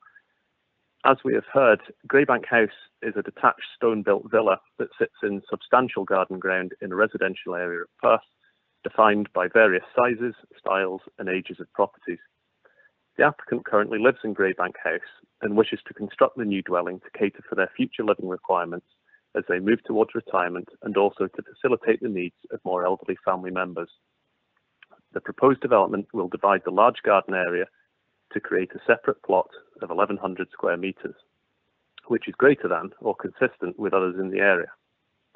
A pre-application inquiry was submitted in July 2020, and this indicated that the principle of development on the site was acceptable. The planning application was later submitted, and following discussions with the case officer, this application was withdrawn to allow a few aspects of the design to be altered, including a reduction in size and position on the site. Further pre-application discussions were undertaken to ensure the revised design addressed the areas of concern, and a new application was submitted in December 21. It is this set of proposals which are now in front of you with a recommendation of approval. Greybank House currently benefits from 2 separate driveways and parking areas already accessed from the private track off Greybank Road, which is once again a private road. The proposed dwelling will be accessed via one of these existing gateways, with the parking area providing driveway and garage space, so there is no requirement for any new access points on Greybank or any public road. Greybank House will retain the current main driveway and parking area. The existing private access track will then be maintained during construction phase and then made good to an improved standard following completion of the works. This area then gives way to the proposed site of the new dwelling. The topography and dimensions of the site allow for a simple linear building running east-west. The house will be predominantly viewed as a mix of single and 1.5 storey, with an additional lower ground floor provided at the eastern end due to the sloping nature of the site in this area. The presiding concept has been to create a modern dwelling which respects the character of the existing house, whilst ensuring a contemporary aesthetic to distinguish the two. The building is traditional in form and uses a mostly traditional material palette in a contemporary way. The plan is a simple linear shape with a single-storey space wrapping around the southwest corner on the ground floor. It's been designed to respect the scale and mix of traditional architectural styles in the area through the use of pitched roofs, timber cladding, natural stone walling, and smooth white render. As a result of careful design development, the house has been located on the site with consideration to Graybank House, neighbouring properties, and overlooking and privacy. There is at least 20 metres between the north elevation and Graybank House, exceeding the 18-metre minimum, and more than 9 metres to the boundary. Ground floor windows have been predominantly located along this elevation, as well as on the east and west facades. There is also at least 10 metres to the eastern boundary, with any neighbouring properties being located some further significant distance away, around 30 metres. The closest other adjacent dwelling to the south is over 18 metres from the boundary. No windows, other than high-level roof lights, have been included at first floor level on the north and south elevations. This ensures privacy to all neighbouring properties. The position and orientation of the house and garage to the north and west of the adjacent properties does not result in any significant overshadowing or loss of light. While there may be a change, there will be no detriment to the visual amenity of the area. The scheme has been carefully designed to ensure full compliance with design guidelines and presents an exemplar in the design of urban sites such as this. I'd also like to highlight that since the submission of the planning application, the applicant has engaged in pre-development inquiries with Scottish Water, who have already confirmed there is sufficient capacity in the supply and drainage network. An engineer was appointed to undertake ground investigations, principally relating to drainage matters at this stage. These investigations have confirmed that the ground will not be suitable for soakaways and a connection to the network will be required. This should alleviate any concerns relating to localised flooding or poor drainage issues. While Scottish Water resists new connections to the surface water drainage network, they are considered acceptable if soakaways, etc. are demonstrated not possible. The finalised drainage design will include a level of attenuation, which is to be agreed with Scottish Water, also reducing the impact on the existing network. The full design, once completed, will be able to be agreed with Scottish Water as part of the new connection application process, which can begin once planning approval is in place. And it should be noted that there's no evidence that this specific site contributes to the localised surface water issues on the private Graybank Road. Perhaps this is more a maintenance issue on this road. In summary, the overall development will be of a high quality in terms of design, massing and materiality, as well as positioning on the site. By using the existing strong landscape setting and site topography, the proposals will sit comfortably within the existing environment. This will be a sustainable, sensitive and efficient development which will enhance the visual amenity of the area while ensuring privacy. The case officer's report covers all relevant aspects of policy and concludes the proposals comply with the approved Tay plan and local development plan, and also concludes there are no material considerations which justify overriding the adopted plans. There have been issues raised by third parties in objection to the application, but I feel the case officer's report has satisfactorily dealt with these and other issues. Thank you for your time. I'm now happy to answer any questions and hand over to the applicant. Thank you, Mr. Taylor. I'll now pass you back to the convener. Thanks, convener. Thank you very much indeed, and thank you, Mr. Taylor, for your deputation. I'm going to open it up for questions from councillors now. Councillor Wilson has come forward, but I'm going to jump in first, if he doesn't mind. Okay. Your question, a point that was raised earlier, Mr. Taylor, was regarding the balcony and the overlooking of the balcony. And you have stated that won't be an issue, but the balcony has not been mentioned. Can you just comment on the concerns that the balcony is causing, and on a first floor, and the overlooking that comes from that, please? Yes, like I mentioned earlier, the original application on the site was withdrawn when a few concerns were raised, and one of the issues was the proximity of that elevation to the boundary. As part of the revised scheme, which is what's in front of you now, the building was reduced in size, therefore pulling that elevation away from the boundary. So we now have, in line with design guidelines, more than 9 meters. In fact, I think it's 10 or more meters from that rear boundary. And then the houses below are once again approximately 30 meters away from that boundary as well. So there is now quite a significant distance between the two properties. And that balcony is the equivalent of it, while it appears a larger, taller elevation, it is the equivalent of a first floor balcony in any typical situation, if it were to be located on any other property in this immediate area. I hope that answers your question. Yes, it does. It adds more to it. Thank you. Councillor Wilson, you have 3 questions. I'll come to you for those. And please, councillors, if you have any questions, now's the time to put the queue in the chat function. Thank you. Councillor Wilson. Thanks, Convener, and I'm happy to defer to colleagues if they want to come in with questions. And thank you, Mr. Taylor, for your presentation. The house, as it's proposed, its main rooms, occupied rooms, are north-facing. Could you explain to the committee why you've chosen that alternative? The reason we've located all the kind of main living rooms on that side of the house has really been to ensure privacy. So it's been much more straightforward to achieve a greater distance to the boundary, and also keeping the house away from Graybank House. And it means that the windows of those living rooms are actually looking into, once again, something which complies with the design guidelines, something that is more than 9 meters from the boundary. So it's all about maintaining privacy, distances from boundaries, no overlooking, because any windows looking in that direction are at ground floor level, and there is nothing at first floor level. So even when the applicant was to move from Graybank House to the new house, there remains no overlooking issue, because there is nothing at first floor level. It's at ground floor level where there will be fencing and planting, etc. Like convener to ask a supplementary in that, and I think Mr. Taylor said keeping the house away from Graybank House in terms of amenity. But Mr. Taylor, we did not acknowledge in achieving that the positioning that the proposed house has meant it's a lot nearer three other properties, and the extent of overlooking towards the homes in Grey Street is still existing.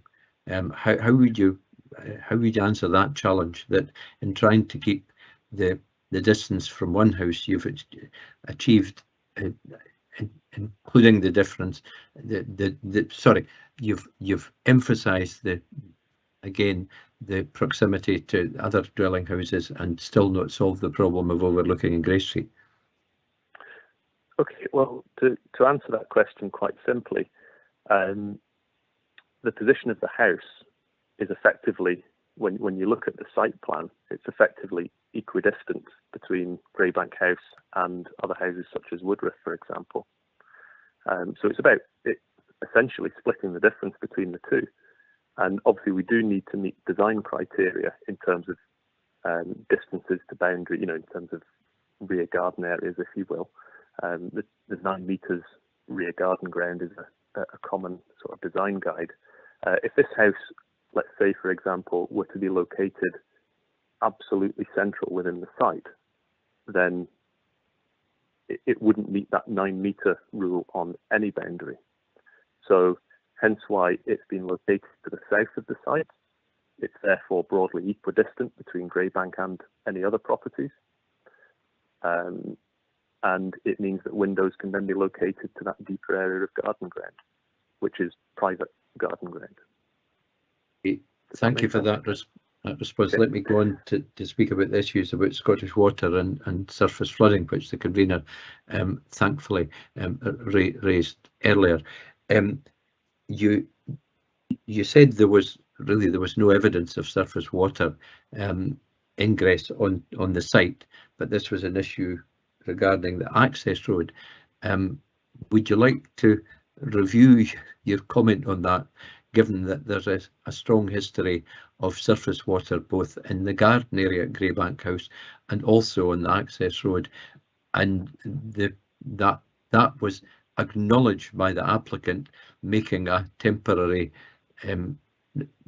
diversion drain to get rid of the water and leading that towards properties in Pickletillum Road.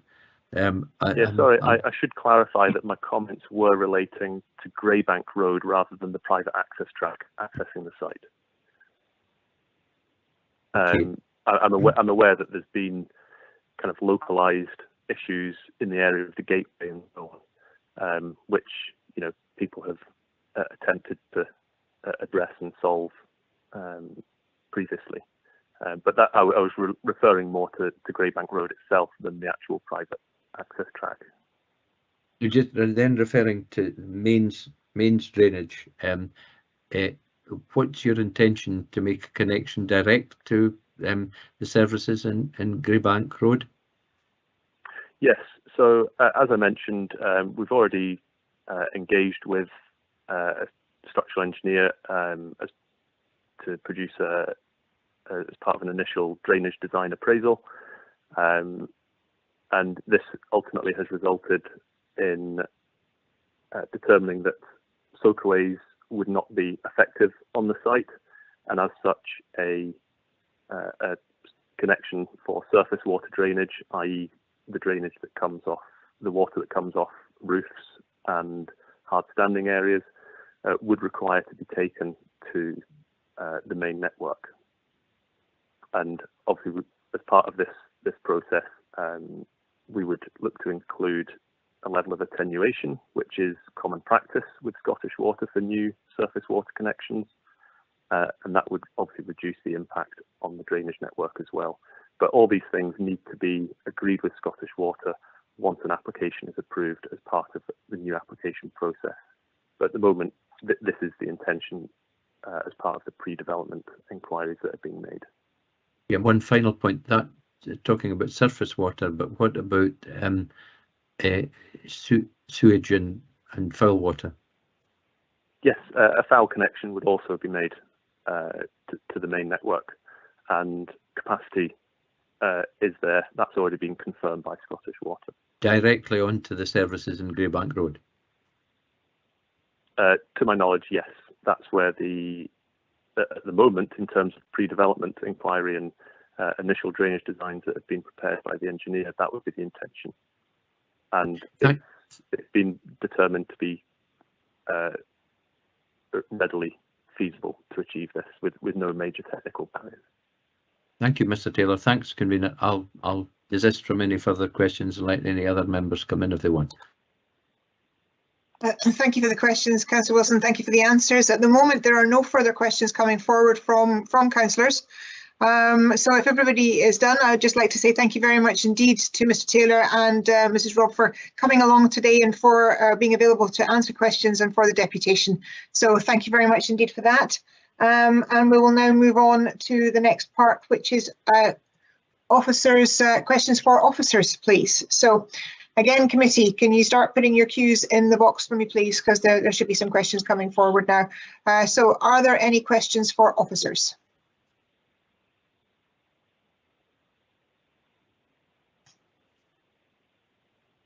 No, none so far. Well, again, I'm going to go down the route of the surface water, which again I think has been not only asked and answered, but I just want to check with officers, please. The surface water and the concerns that have been raised by the residents, local residents, regarding the sort of car park area that stands, and the fact that that has had a knock-on effect to properties, to existing properties. Are we comfortable and confident that the connection to the main sewage network and the main network will alleviate these problems?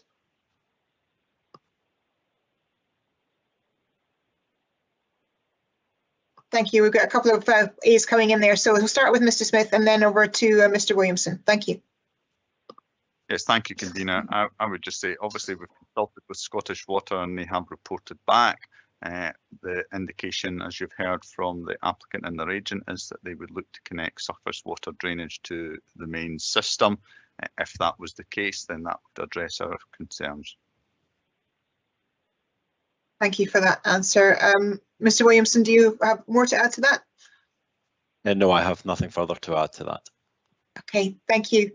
Councillor Wilson, you've come forward with questions, so your questions please for officers. Thank you. Thank you. Well, some of the questions have been raised, I think, as a result of the deputation's submissions, but the question of the balconies and overlooking still remains in my mind, and I'd just like clarity from the planning officers and how this proposal would comply with the policy that we have under, I think it's policy 17 regarding residential areas, that balconies are overlooking, and we've heard up to 12 properties, and there's still a degree of overlooking, and you visited the site yesterday and will be aware of the height involved in the different levels, convener, how that could possibly comply with current policy. Thank you. Mr. Williamson, your answer to that, please. Thank you for your query, Councillor Wilson. Certainly just in respect of some of the distances that have been quoted, I've undertaken it obviously with our GIS systems and with the submitted plans. As we've heard, distance from the proposed property to the boundary with Graybank House is 9 metres, with an ultimate separation of 20.6 to Graybank House. East towards Gray Street, it's 10.7 metres from the edge of the proposed dwelling to the boundary with the rear of properties on Gray Street. And with the depth of those gardens, the ultimate separation on a basis of balcony to rear window is 39 metres. Separation to the south is 3 metres between the house and the garage associated with Woodruff, with 20 metres between the proposed dwelling and Woodruff, the dwelling house itself, a 15-metre separation to Dungoyne, and then a 13.7 metre separation between the garage proposed and Abbott's Hill. Obviously, at those distances, you know, we do take cognizance of the fact that there is a change in level as well, but from the perspective of policy and policy 17 on residential areas, it's considered that those distances are sufficient in order to avoid any serious detrimental impact on residential amenity. Okay, thanks, convener. Okay, thank you. Do we have any further questions for officers? No, we've got nothing coming through. Then in that case, I'm going to ask for a motion. And again, nothing's coming forward, so I'm going to move the report. We've discussed this quite at length. Oh, Councillor Wilson, you're coming forward with a motion. I'm already in there. So I'll just continue, and then we'll see where this goes. Carry on, and I'll move an amendment. I thought that might be where it was going. Okay, yeah, I'm going to move the report. There are concerns. There have been concerns raised, and it was important that they were raised, and it was important that we had this discussion. The issues of overlooking and the issues of surface water, to my understanding, have been not only asked and answered sufficiently within the planning aspects and within the planning boundaries that we have to look at. The distances involved as far as the overlooking are concerned mean that they're well within the correct procedures, and as such they have been assessed accordingly. And the surface water issue will be addressed, because the only way moving forward with this application is actually to link it all up to the main system. Which will be an absolute benefit. If the property was not to go ahead, if it was to be refused, then there is an issue of surface water, there is an issue of drainage that will not be addressed, and this will be addressed in the process moving forward. So these questions needed to be asked, they needed to be answered, and I believe they have been answered sufficiently. So I am moving the report as it stands, and I'm going to ask the committee, do I have a second? Councillor Illingworth, you're happy to second. If you would come forward, please. Yep, thank you, convener. I'm happy to second the motion. I'm comfortable that the planners have dealt with all the issues involved in this planning application. Thank you. Thank you very much. So, Councillor Wilson, you have coming forward with an amendment. So, would you like to bring the amendment forward? Thanks, convener. Just to warn everybody, this may take a little while because we're not allowed to prejudice our views on applications beforehand, so you've got to make notes as you go along, and I've been doing that. But I would like to move an amendment that we refuse the application. And I'll read out the text of that first before I narrate any detailed stuff. And the application does not comply with the local development plan, as it is contrary to policy 1A, placemaking. I'll come to policy 1B in a moment, convener. And the reason for that is the dominant appearance, scale, location,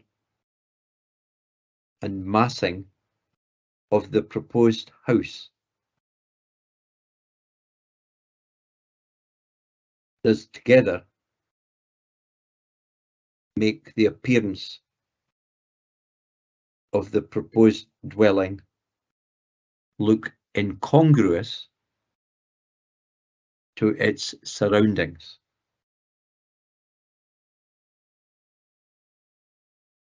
Stop.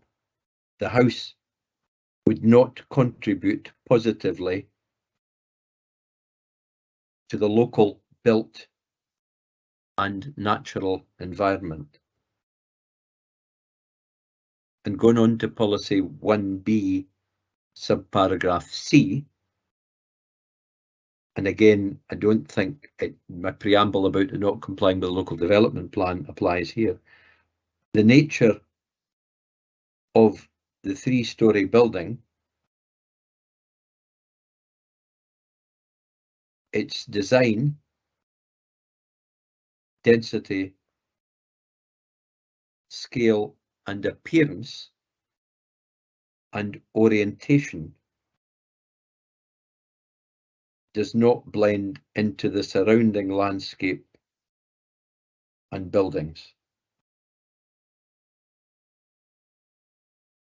And I would particularly mention the proposed balconies do not comply with either policy. And that finally, both for policy 1A and 1BC, that the proposals do not contribute positively to the natural and built environment of the surrounding area. Now that's maybe a wee bit of duplication there, but I'm doing it from my notes as I went along, convener. And that's my motion, which I would like the opportunity to speak to briefly, but you'll need to find out A, if it's competent, and B, if there's a second. Indeed, thank you, Councillor Wilson, and that's exactly what I intended to do. So first and foremost, do we have a seconder?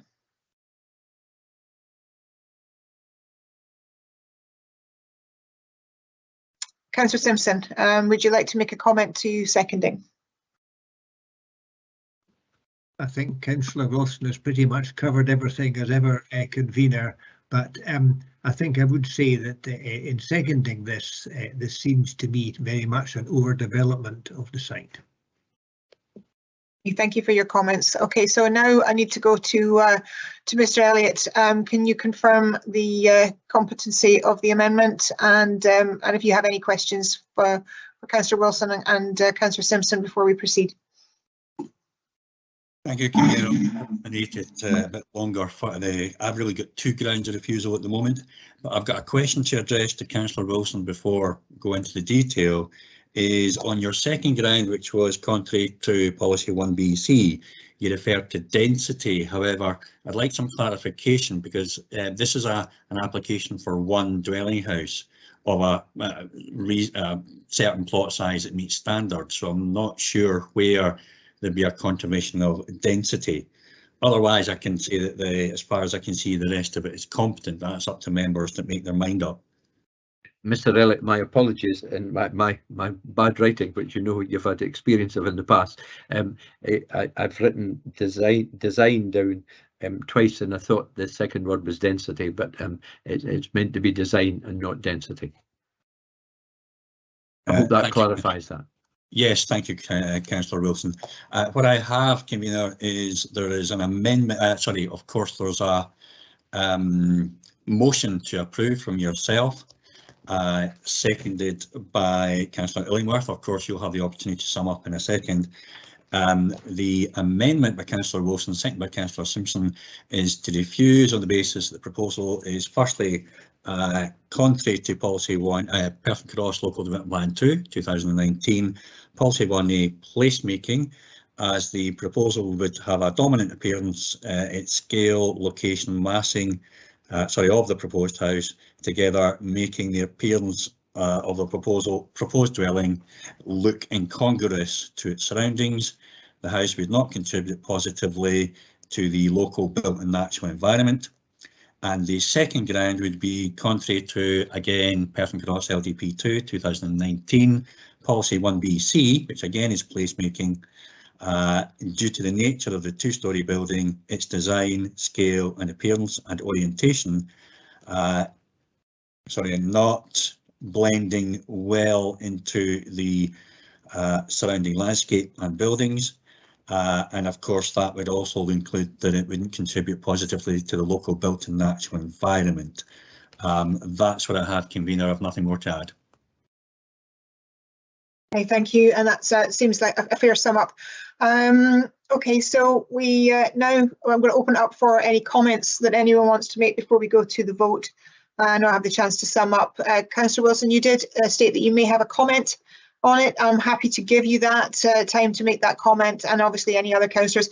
I noticed that Councillor Gray also was happy to second at some point, so you may wish to have a comment. But Councillor Wilson, is there anything you wish to add? Thanks, Convener. To say very clearly, this site is capable of taking a house. There is no doubt about that. Both the local residents and myself have given it a lot of thought, a lot of discussion, and listened to all the arguments put forward today and reading the report of handling.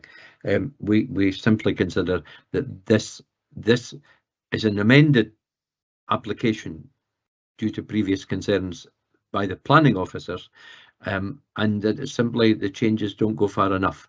There is an opportunity. The house is orientated to the north.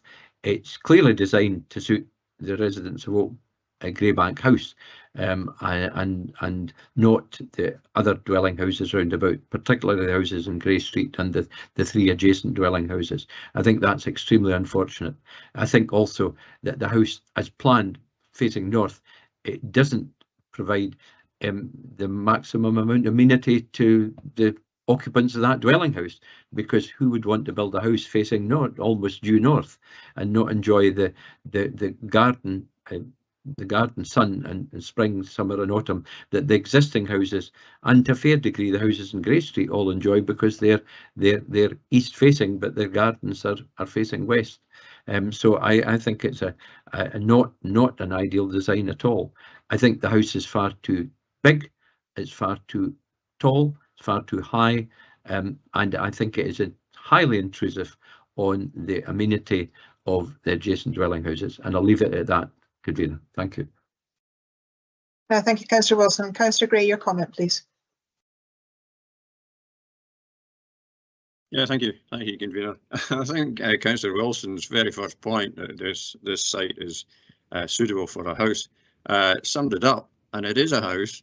And as far as I can see, and referring to all the comments within the paper, it is appropriate for this site. It may not be the ideal selection of Councillor Wilson or those who object to the proposal, but it nevertheless complies with the development plan as far as I'm concerned, and that is an important issue that we should be looking at. And whether it's facing north, south, east or west, that is not our concern either.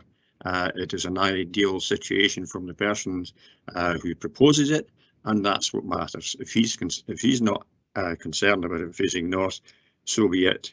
And to say that it suits the residents of the house on whose land it is about to be built is understandable, and not the others. Well, they will have their preference. That's always the case when somebody is designing another house on a property, on a piece of land, that it may not be designed to suit the neighbours, but it suits the person who's developing it. He's paying for it, she's paying for it. And that's the important thing. As long as it complies with the development plan. I believe it does, and therefore I'm happy to second the amendment, or approve the amendment. The motion, sorry. No, thank you very much, Councillor Gray. And there's no more other comments, so I will sum up. Yeah, there's questions that needed to be asked, as I've already stated, and they have been well answered. And I do believe that we have gone through the process. When it comes to placemaking, it's where there's a little bit of a grey area, and planning is shades of grey, as many people like to make it just black and white, but it is shades of grey. And everybody does have an opinion on whether they agree or disagree, whether the placemaking policies actually apply. And Councillor Wilson is right to make a comment on the fact that he doesn't think that they do.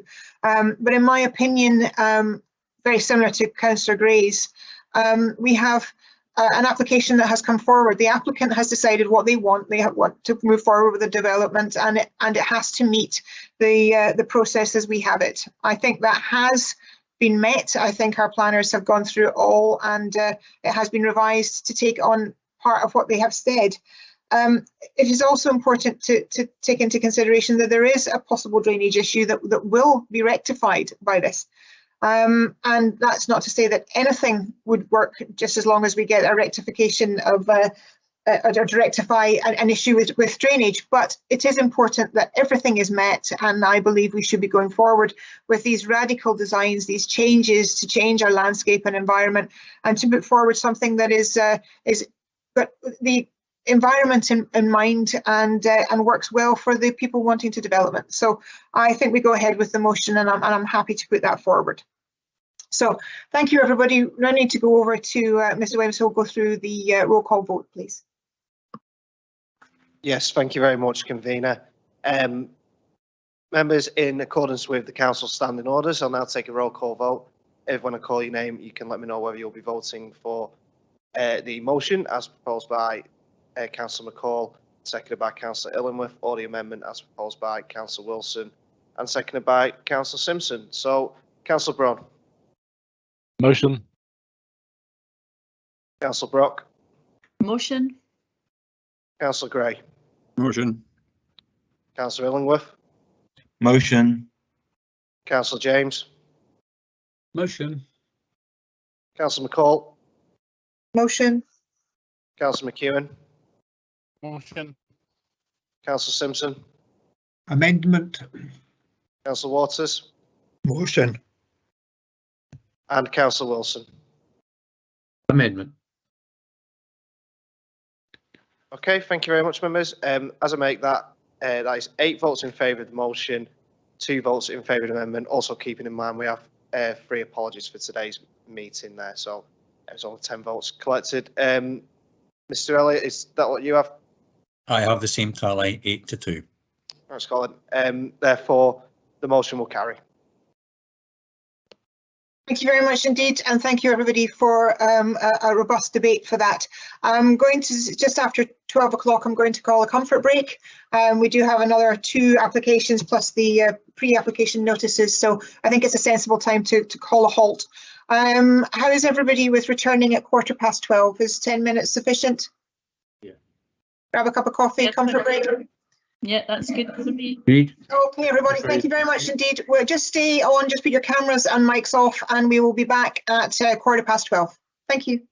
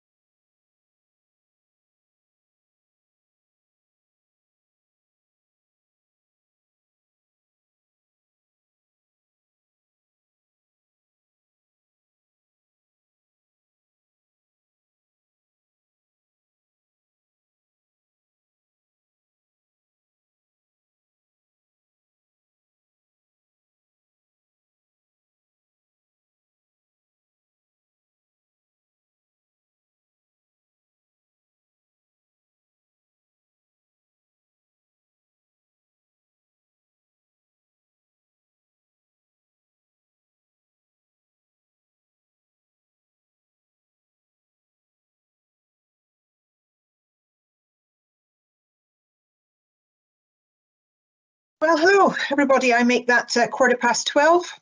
So hopefully we've all returned. I think my best thing to do actually would be just do a quick roll call check, make sure that everybody is back on, if that's okay.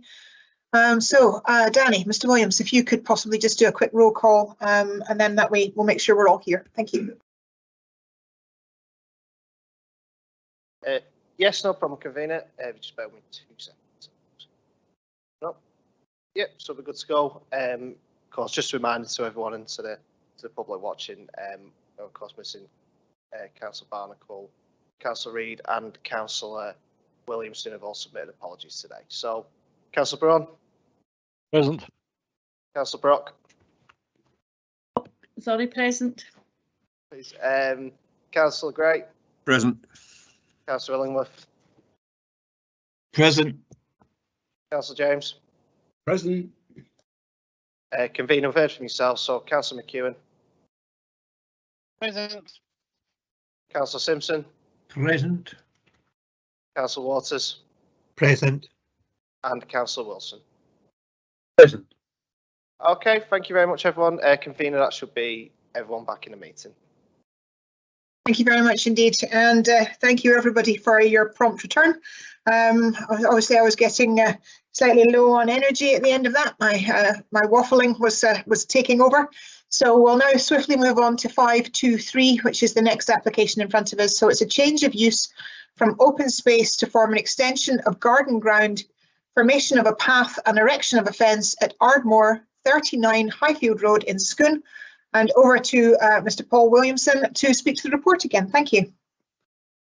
Thank you again, convener. As you correctly point out, the proposal is to provide a path link from the Scone North development onto Highfield Road. Next slide, please. This aerial extract shows the location at the western end of Highfield Road and the property Ardmore, which is also known as 39 Highfield Road, losing a southern part of their garden but gaining an area to the west within the Scone North development site. Next slide, please. This illustrates the existing and proposed site layouts. The existing one on the left, including the approved Scone North layout, with spurs to the south where the path would provide a link. The layout on the right then shows the proposed 4-metre wide path and landscape verges. A bollard would be positioned at the Highfield Road end. The westwards extension of the garden ground of number 39 is also hatched. This compensates for the area lost for the new path. Next slide, please. We'll now move on to a series of recent photos, which will show the various elements of the proposal I have described, as well as the landscape context of the site. This first photo is taken from east of the driveway to number 37 Highfield Road, looking towards the application site and along the grass verge to the fence, and then the garden with the Scone North development beyond. It shows Ardmore and the road to it and 2 other properties on Highfield Road. Next slide, please. This photo is from Ardmore's fence and looks east along Highfield Road with the retained fencing and hedging to the right-hand side. Next slide, please. We next look east from within the rear garden ground of Ardmore along the boundary with 37 Highfield Road. The new path would see a slight offset from the fence and hedge, which would remain along the extent of the right-hand side of the shot. Next photo, please. Here we turn and look west to an existing gate, through which would be removed, and then the path routed through the ensuing opening. A new fence would be provided along the right-hand side, creating a new enclosure to the garden of Ardmore. The ongoing Scone North development is visible beyond the gate. Next slide, please. This photo looks across the grate with the existing hedge along the western boundary of Ardmore and the temporarily resited core path in shot. It would be within the immediate foreground that the extension to the garden ground would be provided. Next slide, please. Here we see a section of the existing core path, a short distance east of the site, leading off Highfield Road and northwards adjacent to Spoutwell's farmhouse, which is to the right photo. Final slide, please. And this last photo shows another section of the existing core path leading northwards, again off Highfield Road, but further east again and adjacent to the property known as Ragnarok to the left and Highfield House to the right. Thank you, convener. That concludes the presentation and we return to the site layout. Thank you very much indeed. Councillor Simpson, thank you very much indeed for being on the ball. Your question, please, and again, other councillors, if you could come forward with questions, that would be great. Thank you. Thank you very much, convener. I have a number of questions, but you can tell me to stop and I will. They're all related. I just wanted to check, first of all, it's an area I thought I knew. Am I right in thinking that there's already a path from Skooden North development leading into this area, one house over from number 39? Can we have that confirmed? Nobody's coming forward to tell me who's going to answer that, but I'm assuming it would be yourself, Paul. If you could, yeah, thank you very much. If you could answer that. We'll certainly try and answer as best I can. Yes, as I alluded to with the reference to the photos, there is an existing part of a connection which does, form part of the existing core path network, which is just a short distance to the east. But this is to provide additional connectivity from the Skooden North development in a more convenient location. I can certainly let Christian input further on that. Yes, thank you. Mr. Smith, if you would like to add. Yes, thank you, convener, and thank you for your question, Councillor Simpson. Yeah, as was indicated in the presentation and maybe further clarified from the drawings. I'm not able to hear Mr. Smith, convener, sorry. Yeah, I'm just wondering if your mic's up. I had my bike up. I thought I saw that there, Mr. Smith. Yeah, if you wouldn't mind sip of coffee doing that again. a short time ago. So apologies, Councillor Simpson and everyone else listening in. Yes, there's currently a core path route which, if you look at the right hand image there, it goes up the side, I think, of the property beyond 43 Highfield Road, loops all the way around and then down and into the Skooden North development. But as you would have seen from the photograph, that is a very narrow, rough track. And this would provide a much higher quality 4 metre wide surfaced direct route from one road to another. If I might ask a supplementary to that, convener, relating particularly to Mr. Smith's points there, I just wondered that I think there is some local concern that the existing path might be under threat in some way if this new area is given permission. Can we have an assurance that that is not our understanding? Again, I think that's back to Mr. Smith to answer. I think he raised his hand there. If you wouldn't mind coming in on that question, please. I'm not aware of any threat whatsoever to the existing path. In fact, any diversion of the current core path, and perhaps our legal representative Colin can advise, but that would require a core path diversion order to be gone through, and there is no proposed core path diversion order. So this application does not propose, include or allude to any change to the current core path situation. Yeah, Mr. Elliott, if you could give clarity on that, that would be great. Thank you. I would simply agree with Mr. Smith in that the path we're referring to, the other path, is already a designated core path under the core path plan.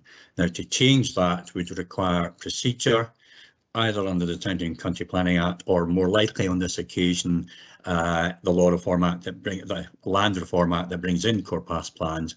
And that's quite a lengthy, involved procedure that people would have the opportunity to get involved in and object to. So you do have a kind of background to that. Thank you. Councillor Simpson. Thank you, convener. Shall I carry on, or have you heard enough? Or will I come back later? No, I'm happy if you ask another question. We do have a couple more then, but if you have more than one, please say one, and then we'll reassess and move on. Thank you, convener. I have a concern about this proposed access. There's already been 2 other changes to accesses on this site, and I'm concerned here that we're putting in a very substantial and well finished and excellent, very small link, which will encourage people to walk, cycle and scoot, which is a very good thing. But as soon as they get onto the existing road, they will immediately be onto about a quarter of a mile of unmaintained, bumpy private road with limited street lighting and no pavement. If they are then inclined to turn right and go down towards the school in downtown Scone, they'll be going down another privately not maintained road with limited and poor pavements and limited and poor lighting. And do we not have a duty of care to people not to encourage them to go along a very nice lit path with nice fences for a few meters, for it then to deteriorate into what is in my opinion, a relatively dangerous situation of no pavements, bumpy roads, etc. Thank you for the question. Over to Mr. Smith for an answer, please. I think you're referring to the existing core path there, Councillor Simpson. And no, Highfield Road, Mr. Smith, sorry, Highfield Road and Spoutwells Road, which are both very bumpy, with no pavements and limited lighting. And Highfield Road forming part of the core path? Yeah. Yeah, but in private ownership? Yeah. Yeah. What we're looking at here is the proposal from the applicant, which sets out land under their control to provide a perfectly adequate, in fact, as you say, excellent standard of road. What is beyond that is not in the control of the applicant. It also creates a much more direct route, and I think is an excellent addition. But the condition of other roads or other sections of the core path is not something that's under the control of the applicant, or we could require any action on under this application. No.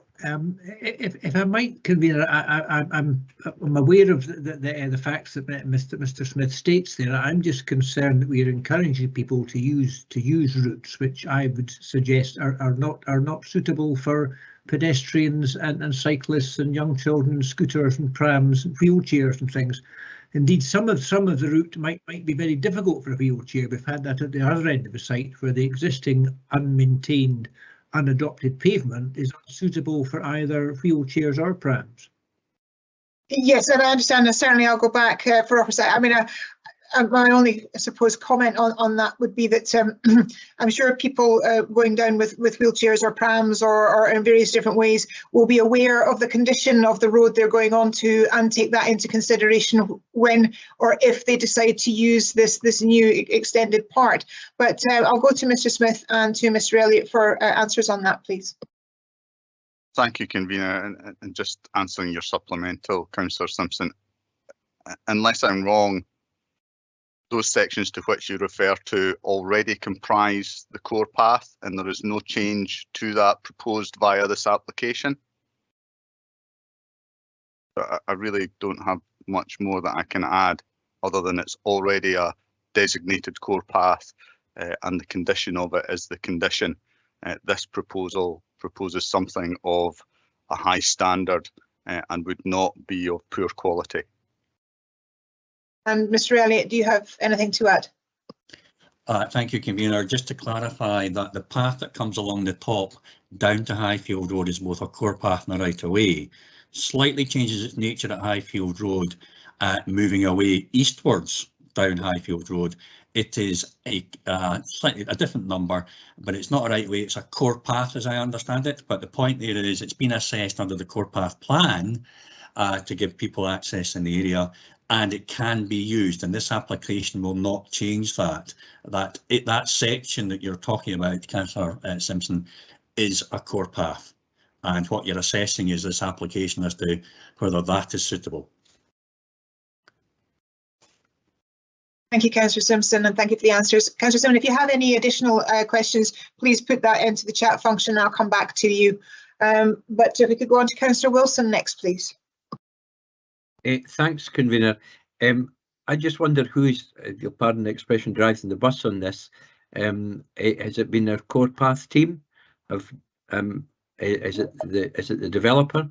That's my first question. We could get that, and then I've got a supplementary or two after that.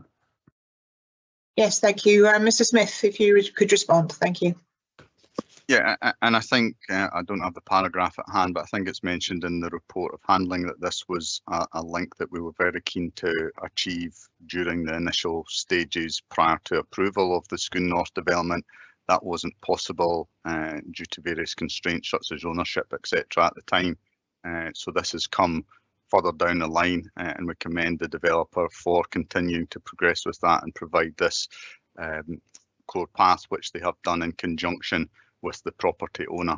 So in terms of who is promoting this, it has been subject to discussions with the planning authority and encouragement from the planning authority, but the promotion is via the developer of Scone North and the owner of the property. Thanks for that direct answer. I mean, my next question is following on from Councillor Simpson's point. This is a wee bit of motorway pathway leading to what is a private road. And just for Councillor Illingworth's information, I am familiar with Highfield Road in Scone, very familiar with the potholes, as well as Councillor Simpson is. But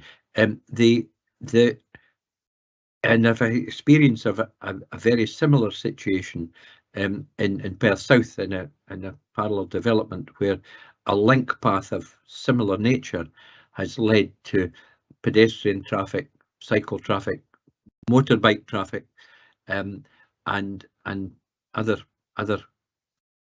foot traffic entering what has basically been a private driveway to 5 or 6 or 7 houses in the past, with no regard. Eventually, I've got the developer to put up a sign, but with no regard to pedestrian safety, because there's cars using this roadway that are unaware that folk were going to be there as pedestrians.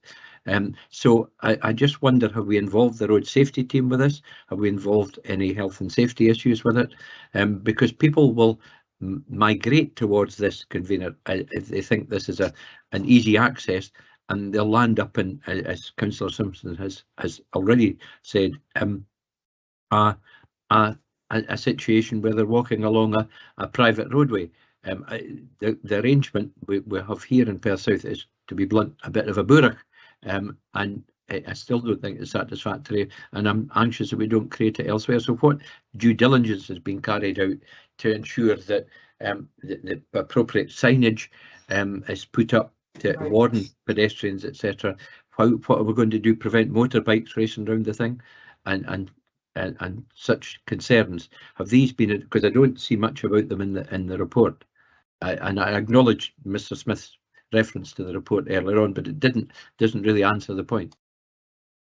Yeah, and thank you for the question, Councillor Wilson, and I will go to Mr. Smith. I mean, just for my own understanding of your point, you're referring to an area in your own ward where it moves on to a specific area which was driveway, which was for cars, and this is a specific area which is designated as a core path plus.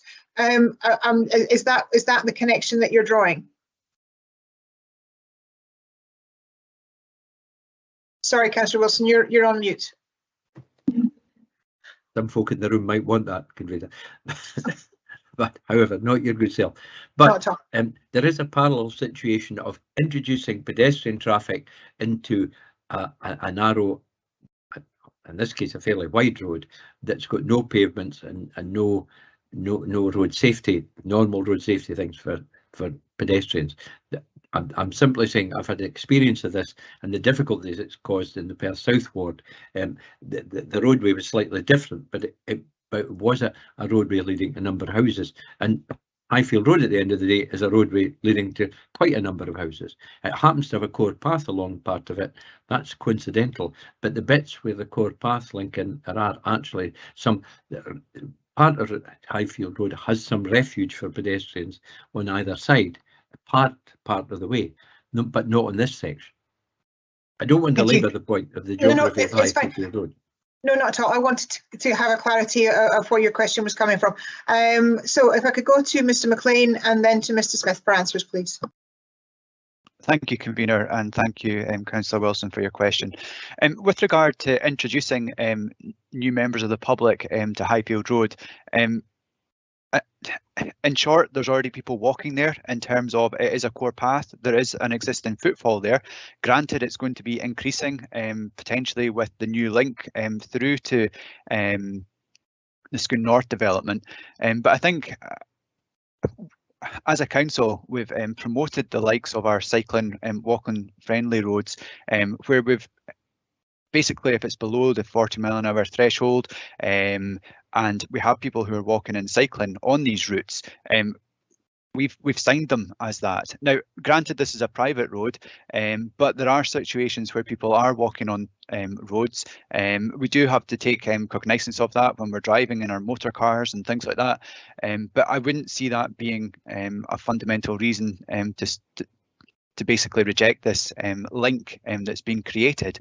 In terms of road safety, there is street lighting along Highfield Road. Granted, it's maybe intermittent in terms of the amount that's there, but there is street lighting. And likewise, for the road that goes down to the primary school, which is also private, I can't remember its name off the top of my head, maybe Councillor Simpson will remind me, but that is also street lit as well. Spoutwell. Yes, that's correct. Thank you for that. Thank you. And Mr. Smith, if you have additional information to add to that. I was really just going to again reiterate that there's already a core path there. There is already a volume of use and expectation, I would imagine, of anyone that frequently uses Highfield Road, that it is a multi-use road. The design and standard of this section that we're proposing, which simply creates a more direct route from the Scone North development, coming off what would be an identified footpath there through with a 4 metre wide multi-user standard route to Highfield Road would be a more direct route. But whether or not it would result in more use of Highfield Road than would have been the case using the existing core path routing, I'm not too sure. But as Mr. McLean has said, the Roads Authority have audited it, considered it, and deemed that it's a suitable route. Thank you. Councillor Gray, your question, please. Thank you, Convener. Yeah, it really concerns this 4 metre wide piece of path. Can I ask who requested, or whose idea is the 4 metre width for this? Simply, I do feel being 4 metres wide between two hedges, it will turn into something more than simply a footpath. It might well be a play area for children to kick a ball about or use rackets on, and more of a play area than just an access. And I'm not sure that will necessarily be in the interest of those nearby. Whose idea was it of the 4 metres wide pathway? Thank you. Our officers. Yes, Mr. Smith, if you could come in on that, please. Yeah. The design of the pathway meets with the standards that are set out, and again, maybe Mr. McLean can clarify for me the roads guidelines for multi-use paths. 4 metres in width is the ideal width to allow safe passage of people in 2 directions, also used by various wheeled modes of transport, cycles, buggies, etc. And then on top of that, it's also advisable to ensure that there's an open, free sight line for safety purposes, so that there are no areas of containment or areas where people could conceal themselves, etc. So this meets with the ideal standard for this type of path. But maybe Mr. McLean can add more to that. Yes, Lachlan, if you wouldn't mind coming in, please. Thank you. Yeah, thank you, Christian and Convener. With regard to the width of the path, I'm not aware of any discussion that took place prior to it coming in. Nevertheless, I am able to answer your question in terms of the width. So the width of the footpath is given as 4 metres in the plan. This is in line with guidance from Cycling by Design 2021. Table 3.7 in Cycling by Design recommends that remote cycle tracks shared with pedestrians should be a desired minimum of 4 metres or an absolute minimum of 2.5. So in terms of its width, we're fairly comfortable with it being at 4 metres wide. I did have a concern in terms of potential usage by motor vehicles, and we have conditioned. Condition number 2 was for a bollard to be located on the path to prohibit vehicular access along that route there. So I think that is a suitable control measure for its width to reduce that, and that should hopefully create permeability between Scone North and the rest of Scone and vice versa. Thank you for that. Just the incongruous nature of it with the rest relation to the remainder of the path, which is some of it unsurfaced and some of it considerably narrower. But I accept your points there. Thank you. Yes, thank you. I think Councillor James is next, but I would just state that, you know, we are trying to get more people walking, cycling, and into active travel, and a lot of that is down to how easy we make it for people to do it. So it is part of the local development plan that we look at increasing these pathways. So I'll be mindful of that. Councillor James, your question, please. Thanks, convener. And spookily enough, it's literally just been answered. Having the same look at a pathway in my own ward, and the 4 metre path, although it sounds horrendous, actually it is, as just been said. So my question's already been answered. Thank you. No, thank you very much indeed. Councillor Simpson, you intimated at the beginning that you may have additional questions. I'd like to offer that to you now if you have more. You're most kind, convener. Thank you very much. I just have one more concerning the super duper nature of this first bit of path. Can I just confirm that we have no ability to suggest to the developer or anyone else round about that the rest of the path be brought up to a similar standard? I'd like to confirm that. I mean, or is there anything to stop the developer extending his largesse further along Highfield Road to encourage the very people the first bit will encourage? Because the first time you hit a pothole, your wheelchair won't go down, or your child tips out the pram, or the old man in the bike falls off, will be the last time you use that route.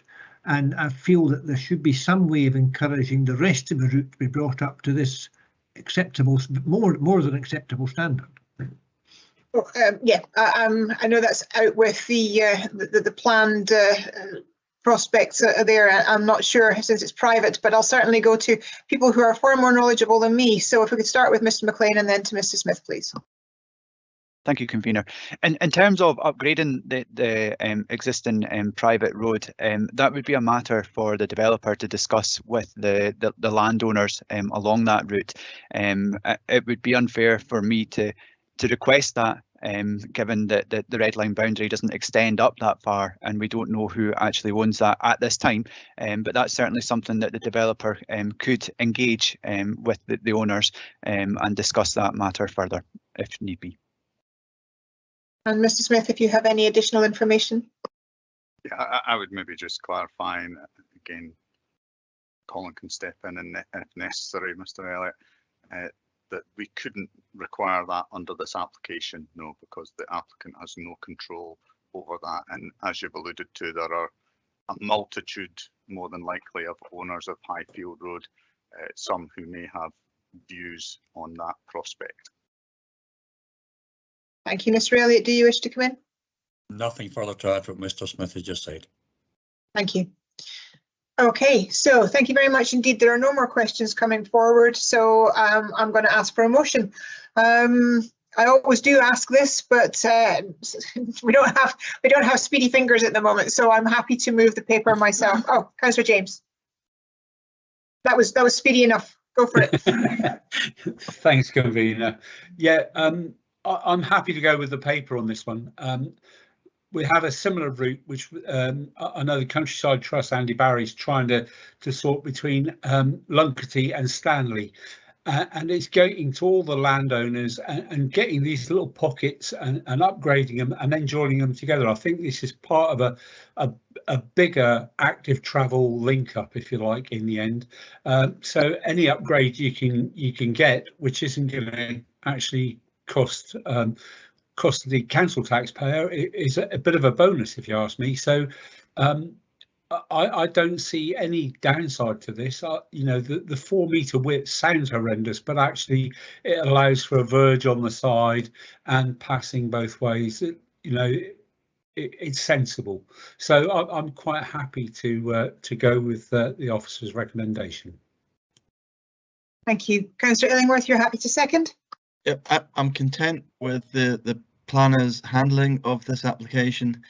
And the other thing I'd like to say is that we are surrounded by what they call pedestrian vehicle interfaces. Every time we cross a road, every time we see a junction, and actually what happens is that people just use their common sense. So I'm happy to second the motion. Thank you. Before we go to comments, can I possibly ask if there's an amendment? Okay, no amendment. So Councillor Simpson, your comment, please. Thank you very much indeed, Convener. It has always been my contention, as you well know, that there are no such thing as bad active travel measures. And I have no objection to this this suggestion at all. My concern, as I hope I've made clear, not just from this exit from Scone North, but from other exits from Scone North. I feel that we as a local authority have a duty, out with the remit of this committee perhaps, I acknowledge. We do have a duty of care to pedestrians and others who we are encouraging, that we are actually taking them somewhere where they can go. And if there's a quarter of a mile of impassable bumpy pavement, then I feel we are failing in our duty. So, but I understand from the point of view of this committee and the remit and the fact that we're supposed to be discussing this particular development and not the rest that I'm straying into, that I'm content with this. But I think I'm extremely pleased to hear that there is nothing to prevent the developer getting out his checkbook and spending some money on further developing these links, which will greatly benefit those people that are buying houses from him. Because at the moment, those people buying the houses in Scone North cannot easily access the village because the links are not there. They might have super duper stars, but the links are not there. And any suggestion that Scone is easily accessible from this area is simply not correct. Thank you. Thank you very much. And I can state that the application is approved. Thank you very much indeed. And that brings us on to the last local application in front of us, which is 524, the erection of a dwelling house and garage. It's a revised design on land south of Infield in Abernight. And I'd again like to go to Mr. Paul Williamson to speak to the report. Thank you. Thank you very much, Convener. Yes, as has been outlined, the proposal is for the erection of a dwelling house and garage on land south of Infield at Abernight.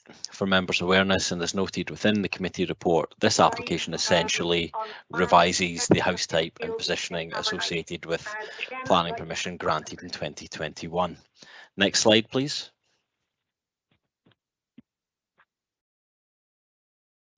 This aerial extract shows the location of the site, which is approximately 3,000 square metres in area and towards the southwest of Abernight, with residential property to the north and east. To the south are playing fields associated with Abernight Primary School, while to the west are agricultural fields. Next slide, please. This image illustrates the relationship of the site with Abernight in a wider sense. To the right and to the left, the site extent, access and flanking properties, with the trees within the grounds of Abernight farmhouse plotted. Next slide, please. This is the proposed layout and shows the positioning of the detached dwelling and garage, while also a dotted line outlines the extent of the previously approved footprint. The dwelling house would now be sited further from Infield and Abernight farmhouse, while the attached garage would be marginally closer to the northern boundary with Infield, although the house itself further back from the boundary. Next slide, please.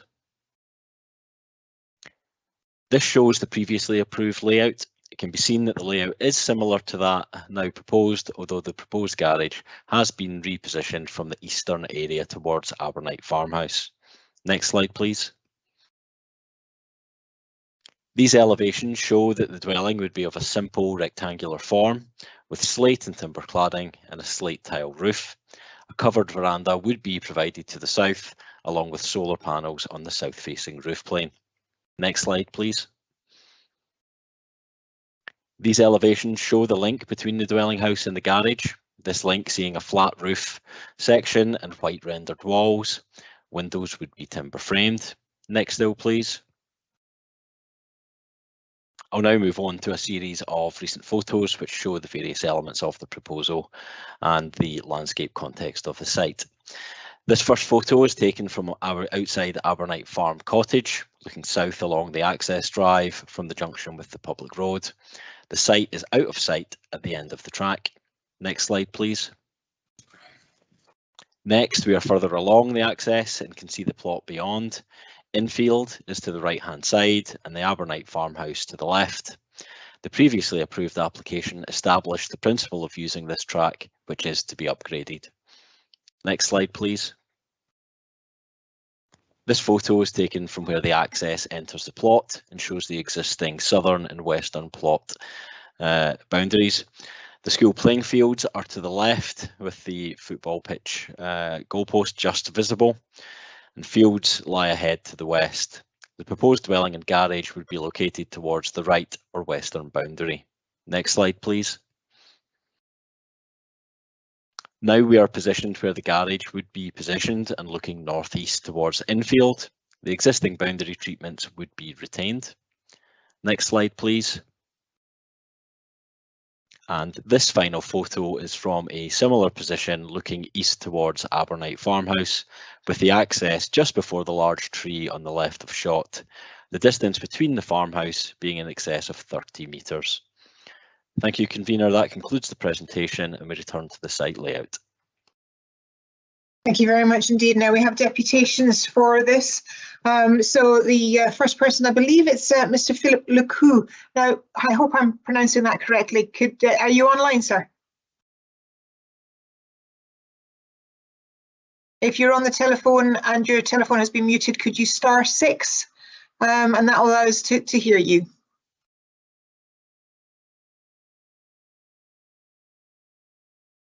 Hello?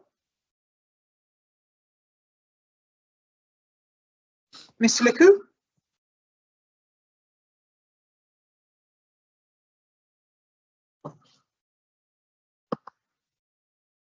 Okay, again, I can see that we do have telephone numbers connected to the meeting. So could again, hello, is that Mr. Lecou? It is, hello, can you hear me? I can now, sir, thank you. Am I pronouncing your name correctly? Beautifully. Well, thank you for that. I hoped I got it right.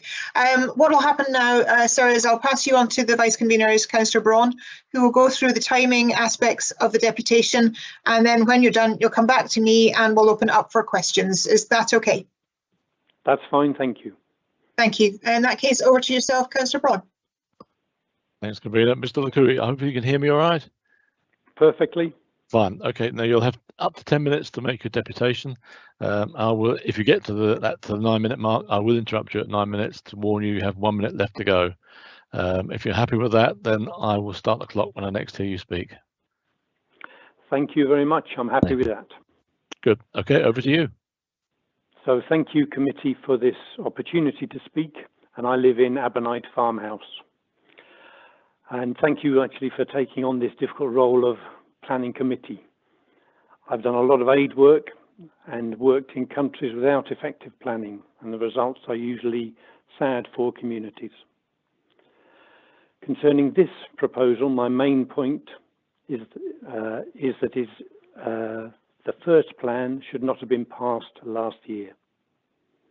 It did not come to committee. I feel there are too many conflicts with existing guidance. The following points were raised either last year or this year and have not been explained in the 2 reports of handling. A site visit should have occurred, in my opinion, to be able to see the problems on the ground. And I'm hoping some small alarm bells might ring within the committee. So I've got 6 main points. Firstly, this is agricultural land, classed as 3.2, where special provisions apply. I raised this issue and it has not been addressed within the report of handling. I'd be grateful if somebody could explain this and how the council defined prime agricultural land. In the P&K Local Development Plan 2 in 2019, under soils, it mentions soil management measures for good quality agricultural soils classed as 1, 2, 3.1, or as in this case, 3.2. The second point I'd like to make is this house is positioned way outside the natural building line. It will look abnormal in its siting and dominate the area. The building line is beautifully demarked with 10 properties, including my property and the school, positioned along it. In the Perth and Kinross Local Development Plan 2019, under Placemaking, Policy 1B, it mentions coherent structure and respect an existing building line. This is not part of a building group in the senses aired in the Housing in the Countryside Supplemental Guidance either. The document mentions integration into existing layout and building pattern. I feel this is an unusual decision. I would like to be clear. It would be much clearer to those who are able to visit the site. Thirdly, this is a 2-storey building overlooking a bungalow and up the slope from my 200-year-old 1.5-storey farmhouse. This is incongruous. I will lose evening light. The house will also dominate the school playing field, the rural feel of which has been the selling point of the school. Housing in the Countryside Supplementary Guidance in March 2020 mentions development should not detract from the visual amenity of the group when viewed from the wider landscape. And I think a visit would make it clear that this will detract. Fourthly, planning might not have understood that the school playing field is not owned by the council or by education, but privately by the same family as the applicant. There's no mature border on the south, which would be clear to those on the ground. A segment of the larger field has very kindly been converted into a school playing field by the grandfather of the applicant in about 1995. However, the school playing field can revert to agricultural land at any time. Fencing off of the area under discussion today as a plot was in 2019. And it mentions in Housing in the Countryside Supplemental Guidance that fencing or hedging with the specific intention of creating a site will not be accepted. What has happened here is equivalent to fencing off the corner of a good quality agricultural field and calling it a plot. This has not been explained in the reports of handling. Fifthly, and I think the photograph 2 shown there by Paul Williamson showed this very nicely, but by not explaining in the second report of handling how the tree roots beside the access route can be protected does not feel reasonable. There are 5 magnificent trees in the north side of my property immediately bordering the access. This access route has rarely been used. It could now be used many times daily, including for construction traffic. The track is partially boggy, as a visit would show. It will quickly turn to mud. Routes will quickly be damaged. Drainage plans for the same track are not explained. And Mr. Williamson mentioned an upgrade of the track, but I have not seen any information about that myself. The present report of handling in section 40 does not discuss this. Without a site visit, I feel P&K planning cannot see the problems. Lastly, I think it exposes more of this field to development, which could be called infill. In summary, I'm very happy to live and have brought up my family in the marvellous community of Abernite. I'm proud of the community's fight to keep the primary school open. I live beside the school and this is where my children went. I bought property beside a field in the knowledge that it should not be built upon, and it disturbs me that this might now happen. A mistake has been made, I feel, by the planning department last year in passing this proposal.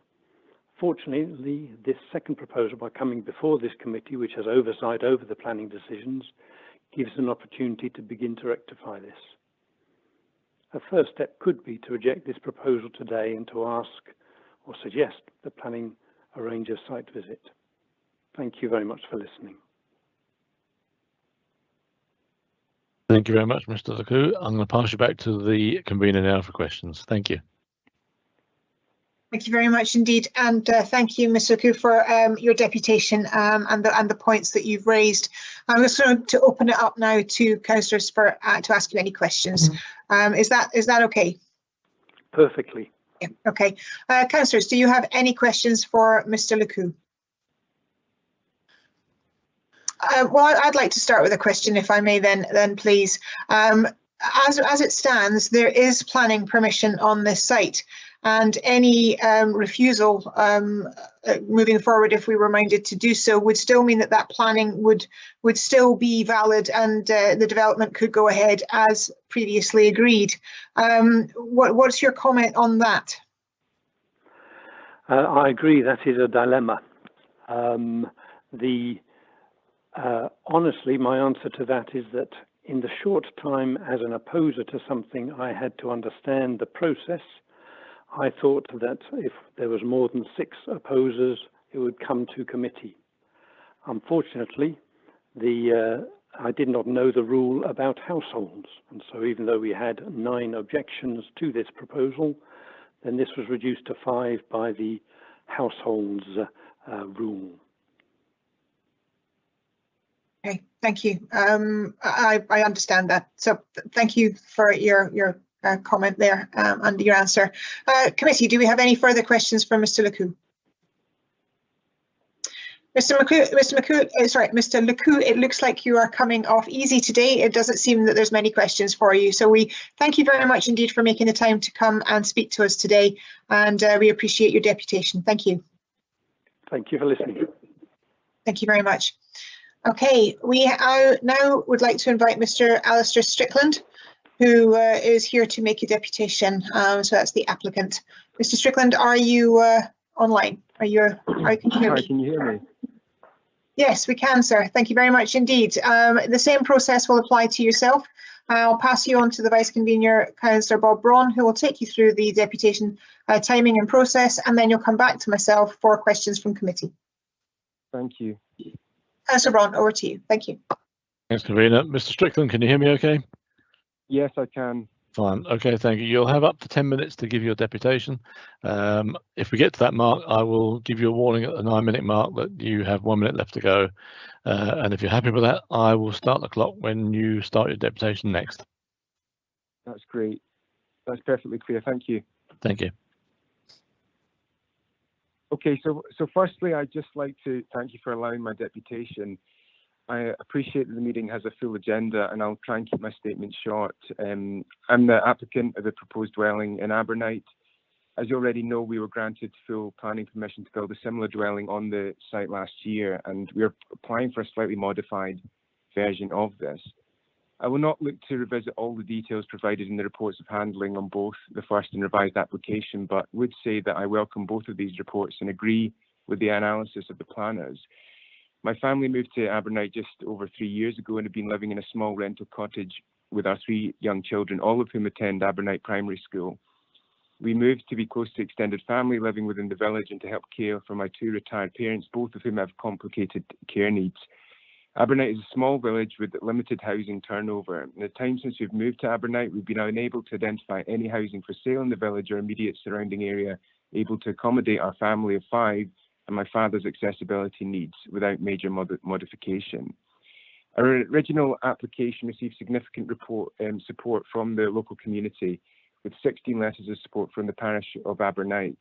It's also worth noting the closest neighbour to the new dwelling, who did originally object, did not object to this current application. Most of the objections have failed to take account of the original application's report of handling, which addressed many of the concerns raised, not least the idea of a house in principle on the site, which was settled comprehensively. It is our opinion that the design revisions are an enhancement on the already granted design. The rotation provides better solar gains and subsequent energy efficiency. Overheating considerations have been incorporated. The dwelling is parallel to the plot boundary and appears neater on the site. The slate roof is more in keeping with nearby properties, and the garage is no longer situated close to the closest neighbour's soakaway. These revisions were considered fully by the planner, and we are in agreement with their assessment that they are all acceptable. I'll leave it there. I'm happy to address any questions as best I can, and I hope you come to the same conclusions as the planners, and it will grant us permission to continue with this development rather than revert to the original design that was granted last year. Thank you very much for your time. Thank you, Mr. Strickland, and I'll pass you now back to the convener for questions. Thank you. Okay, thank you very much indeed, and thank you very much, Mr. Strickland, for your deputation. I'm going to open it up now for councillors to ask you any questions. So, councillors, if you could put a queue in the chat function if you wish to ask a question, please. And again, Mr. Strickland, I think you're coming off lightly too. It doesn't look like there are many questions regarding this. So thank you very much indeed for attending. Thank you for your time, and we'll continue on with the process. Thank you. Thank you very much. Okay, councillors, if we could now ask questions from officers. Do we have any questions there, please? Oh, doesn't seem to be any coming through, but I will ask a question. Just on a couple of questions, if I may, officers. This is based on the deputations that's come forward. The tree protection one along the access route. I was wondering if the issues that were addressed by Mr. Lecoux on that could possibly be highlighted again. There is some concerns that we do want these trees to stay in situ, and heavy traffic might cause an issue. So can I have your comments on that, please?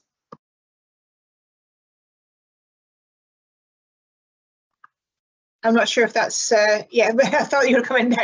We'll start off with Mr. Smith and then to Mr. Williamson. Thank you. Thank you, convener.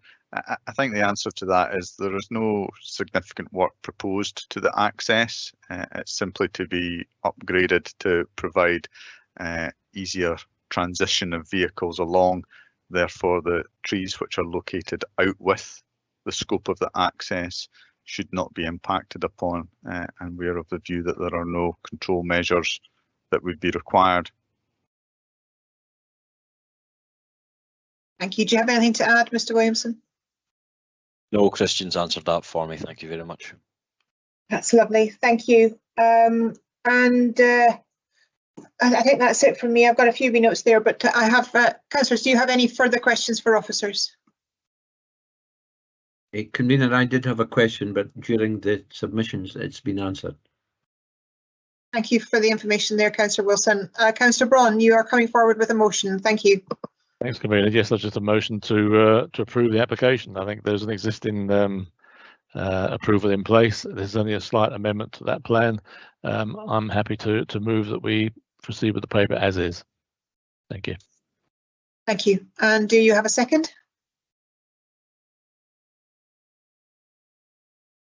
Councillor James.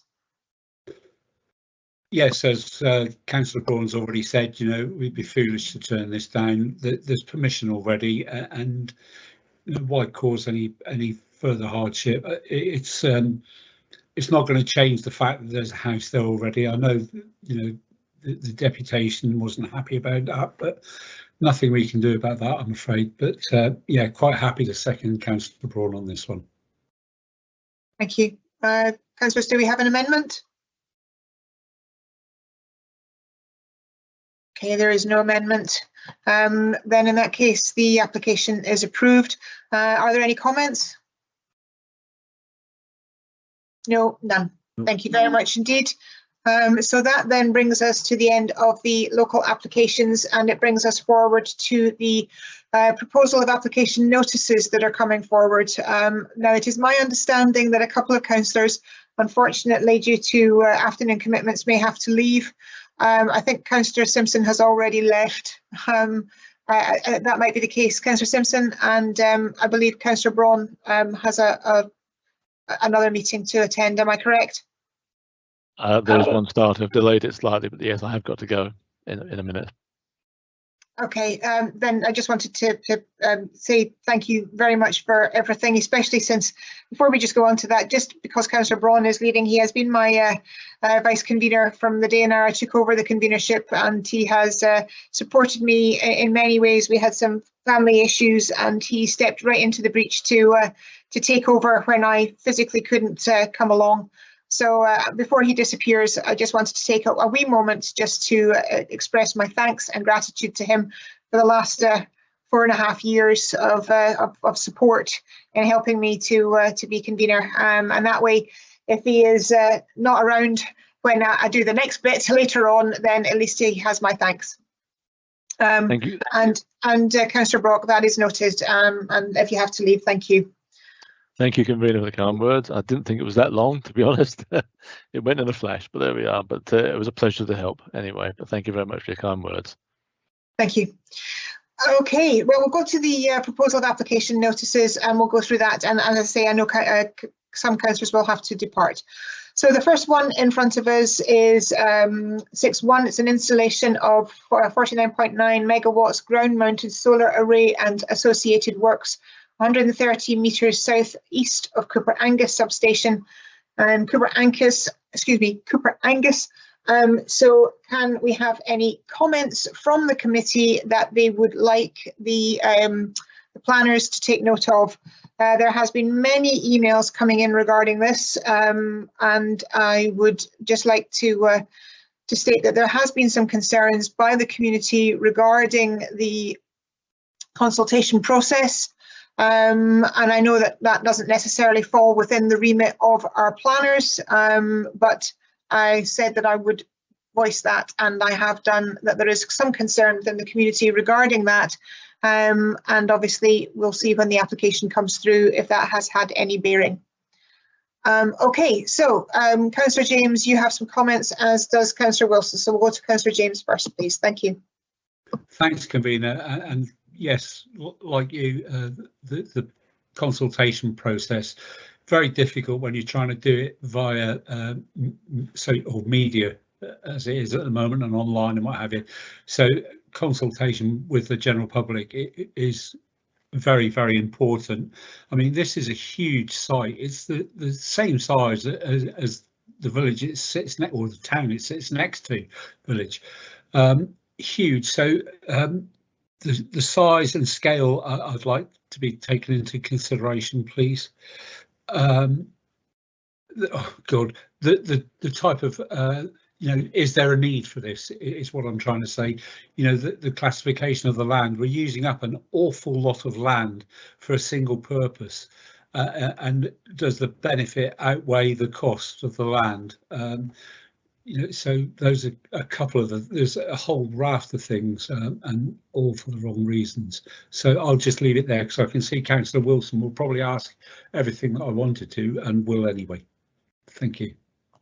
Thank you, Councillor James. Councillor Wilson, your comments for officers, please. Thank you, convener. And I know time's pressing. However, we cannot ignore the emails that we've had from members of the public. And I think you nearly stumbled on saying Cooper anxious at one point.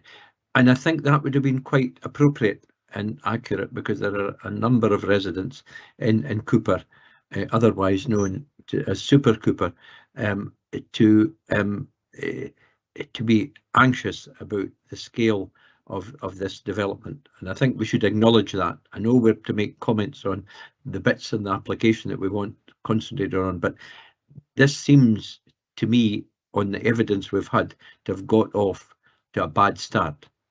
And I think that we should use our endeavours through you as convener in whatever way, our senior planning staff, our local members, and others, to impress upon the applicant that it's necessary to have proper and full detailed consultation with the local people in a meaningful way.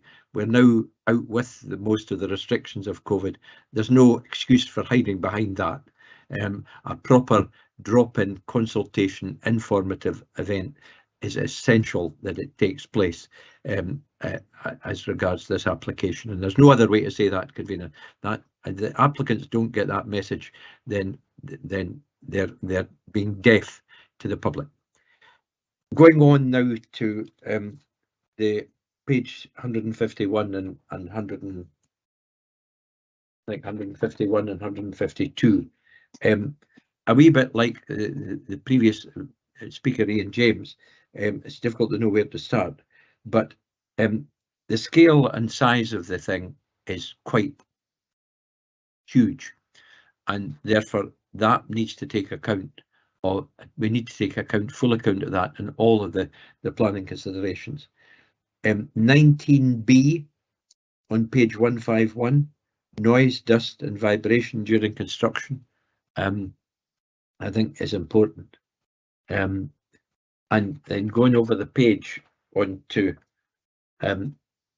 19D, flood risk and drainage impacts, landscape and visual impacts, including cumulative impacts. If this development is the size that it is indicated on the plan and is indicated by initial comments, then the cumulative impact is massive. Transport impacts and impacts on core paths and recreational spaces.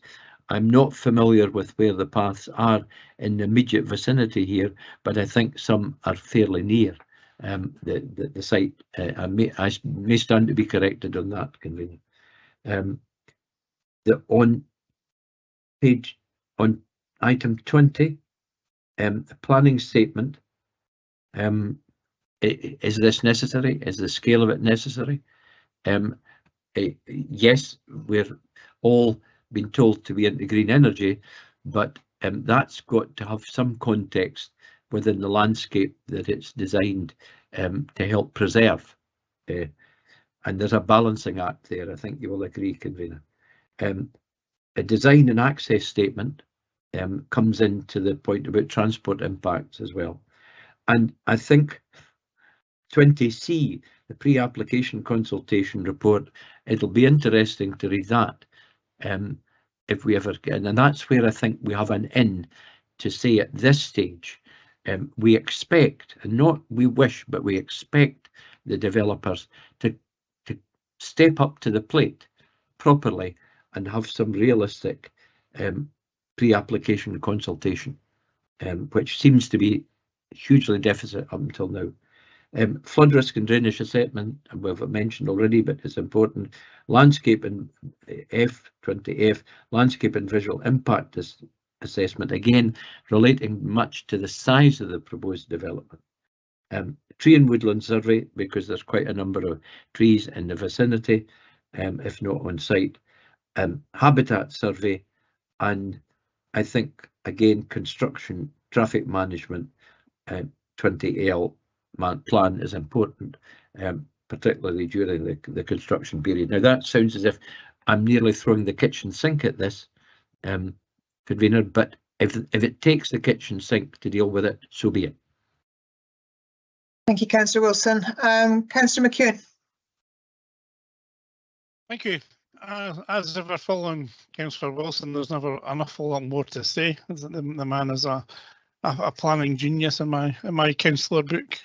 The other, the concerns I have, I know that we're reasonably well living in Blackgowrie and having to drive through Cooper Angus when I go down to Dundee to work. The road that goes through this, the yellow road that's on the map, you're going through the middle. Yeah, I've been stuck on that road, and that's not an easy road to manoeuvre. So I'm concerned about access to the site for not just its building and its maintenance.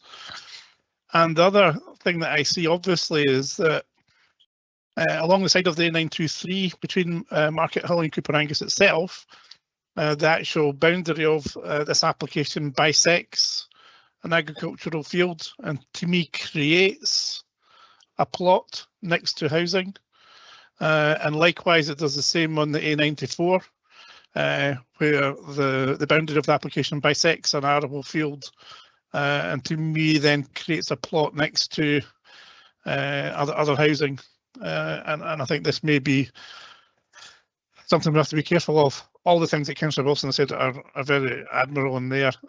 Biodiversity on the site, and I do want to echo, planning applications and getting support from local community is very, very important and should be the heart of the whole planning process. This planning application has not got off on the right foot, can't provide the information people have asked for, and this will make the whole process for the council and for councillors, whoever's on the planning committee in the future, and difficulty in untying all these things. So there are issues with this, and I think the planning officers know fairly well where we're coming at from this and from the emails that we've had from constituents in the area. Thank you. Thank you. And I'm going to add one. And I don't normally, because normally Councillor Wilson is very good at going through them all, but I was reading a report recently about the issues regarding the national grid and its ability to sustain the amount of extra energy coming forward. I think the impacts on the national grid, as mentioned, is actually becoming more and more important, and the same thing applies for 20K grid connection site survey. I'd be very interested in that. I don't think it's any surprise to anybody that's sat on the committee for any length of time that, to me, this is the most important part of the application process. It's when an applicant gets it right, or it's when they get it horribly wrong. If they get it right, the community will go with them, and it's amazing how smooth the planning process can be. If they get it wrong, it goes wrong at every single stage. That puts extra work on our planners, that puts extra work on the community, it puts extra work right the way through the process, and it becomes acrimonious. This is the point when it should be right. And I cannot help but echo the comments made by my fellow councillors regarding the process taken so far. No, this is not to our planners, this is to anybody possibly listening, this is to the applicant, but this is the time to get it right. And that's all I'll say on that. Okay, there are no more comments coming up regarding this particular pre-application, so we'll move on to the next pre-application, which is a replacement poultry farm comprising of 4 rearing sheds and associated works 200 metres northwest of Innerperthry and Crieff. Councillors, could you put a C in the box if there is anything particular that you would like the planners to focus on? Thank you. Again, Councillor Wilson, I'm glad that we'll go to you, and then across to Councillor James. Thank you. Conscious, Convener, that Councillor Brock was in the room, but I don't know if she's still here. She had to leave early, and as a local member, she may wish to comment first. I don't want to monopolise the comments in any way if there's local members wanting to contribute. But I don't know if then I will ask if Councillor Brock wants to. Certainly, as a local member, you know, I'm happy to say a few things. But if Councillor Brock is still online, I don't know if she has any comments to make. It seems not. Okay, no, I'll be honest with you. I don't have too much to say. This was and did have poultry sheds on it. This area that were removed and now have come back. So as all the points that are being making, but obviously the environmental health of noise and odour. There's not too many houses round about, so it shouldn't have too much of an issue. But the environmental health aspect is important. Biodiversity I'm interested in, because the whole area has changed because the sheds were removed, and what will it do? Visual impact, again, shouldn't be too drastic, but I think that's important. Impact on agriculture is another one that I think is important. It is an open piece of land, so shouldn't be an issue on anything else. And those were the 4 that were important to me. So now, Councillor Wilson, if you would like to fill in the rest, that would be lovely. Thank you. Thanks for the local angle, Convener. I'm going to ask a question. There's been discussion about poultry farms, of course, quite a lot. Is this an alternative site to the one that was proposed for Murthley? Could Christian Smith advise us about that at all? I can jump in there. It's not an alternative site. It's a completely different proposal. Okay, thank you. That's useful background information. I'm on page 161. I think you're right, Convener. 19A, visual impact, B, scale, design and layout, and C, relationship to nearby land uses, which are mainly agricultural from the plan, but there are some houses fairly nearby are important. Water resources and soils and air quality. I think if we're having chickens growing here, then we need to think about the air quality, and obviously the impact, as you said, impact agriculture, noise and odour. Under additional statements which will be required, again I think 20A, B and C are important. Combine them together for brevity's sake. A transport assessment, because there'll be large vehicles coming in here, and what are the access routes, and do they affect the town of the borough of Crieff as well as the roads round about it. and as you've said, the landscape and visual impact and tree and woodland survey. So I think although this is on the face of it less contentious than the previous one, it still has a number of issues that arise that I think need to be carefully considered. Thanks, convener. Thank you. Councillor James, with your indulgence, I'd like to go to Councillor Brock next, please, because she does have another meeting coming up, and then we'll come back to you if that's okay. Councillor Brock, you, I don't know if it's a comment or a question or both. Yeah, well, it was. Thank you, convener. It did turn out to be the question. I think it is. First of all, it was a recently. I'm saying recently, a few years ago, it was already a poultry farm area, I believe, and it did get raised at the East Stratford Community Council at the last meeting, and they had no concerns on it. If that's any help to you, they felt that the company would probably deal with it in a very good way that they have done in previous ones. So that may well help. It's just a wee comment I wanted to just put forward before I head off, that obviously East Stratford had no issues with that at all. So I hope that helps slightly. Yeah, thank you, Councillor Brock. Absolutely. Right. Thank you. Councillor James, anything that you wish the planners to take recognisance of, and then we'll go to Councillor McEwen. Thanks very much, convener. Sadly, welfare of animals isn't a planning consideration, but that's my thing. Yes, chickens are the most common bird on the planet, and yes, we rely on them heavily. This is replacing a facility, but I wouldn't like to see this facility house any more birds than were previously housed. It'd be nice to have it upgraded, which is obviously what they're doing, but the capacity, that's the word I was looking for. I would like to see an increase in the capacity, and everything else that I was going to raise has already been raised. Thank you. Thank you, Councillor James. And Councillor McEwen. Yeah, the only other thing I thought of looking at, especially looking at the ordnance survey map, was the possible effect on greenways and active transport. Also with the dismantled railway just south of it, whether that's part of local areas walking and tourism, and whether that would have any impact as well with any movements from the site of either birds, eggs, or the things you need to run a poultry farm. Thank you. Yeah, thank you very much. I mean, it is a very rural area. Inner Perfrey Library is going to be the most closest building really to most of it, because it's very farm orientated. But thank you very much indeed, everybody, for your comments.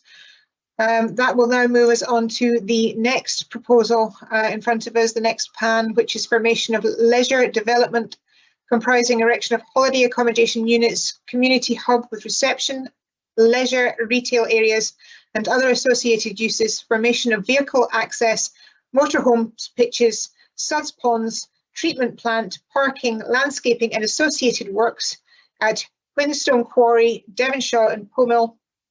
And again, if you'd like to come forward. Oh, point of clarification, Councillor Waters. Yeah, just thank you, convener. I was just wanting to look a wee bit of clarification on the process with this. Now, part of this site is a triple SI, so a site of special scientific interest. And I was just wanting to ask officers what the general process is when there is an application that comes forward that has that formal conservation designation on it. What's the normal process for dealing with that? Thank you. Okay, I'll head over to Mr. Panton for that answer, but I would imagine it will be processed through that lens. But over to yourself, Mr. Panton, and then to Mr. Smith. Yeah, no problem at all. Just to clarify, when an application comes into us at validation stage, we look at all the land designations that are there, and then we will consult the relevant bodies if required. So in this instance, for a triple SI, we would consult with SEPA. They would provide their comments to us, and that would be taken into account during the determination of the application. So in answer to your question, the land designations, we will consult the relevant bodies where required. Regarding our responsibilities over an environmental impact assessment, given some of the rare flowers that are found in the meadows area of the site, is there a reason why that you wouldn't have an environmental impact assessment on somewhere that has such a scientifically important area within it?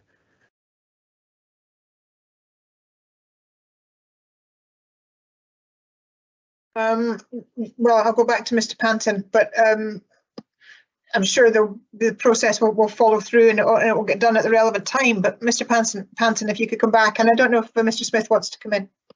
Yeah, we will screen the development to see if it is an EIA development or not. And if we consider it to be an EIA development, we will insist upon an EIA accordingly. Sorry, I thought the screening had already went through and it had been said it wasn't. Not for this particular proposal. Am I mistaken? I am 3. I think maybe if I'll just step it, there was a screening, I believe, for an alternative proposal, but we would, as a planning authority, require to screen every proposal that comes before us and determine whether or not an environmental impact assessment statement was required. So that hasn't been done for this current application then?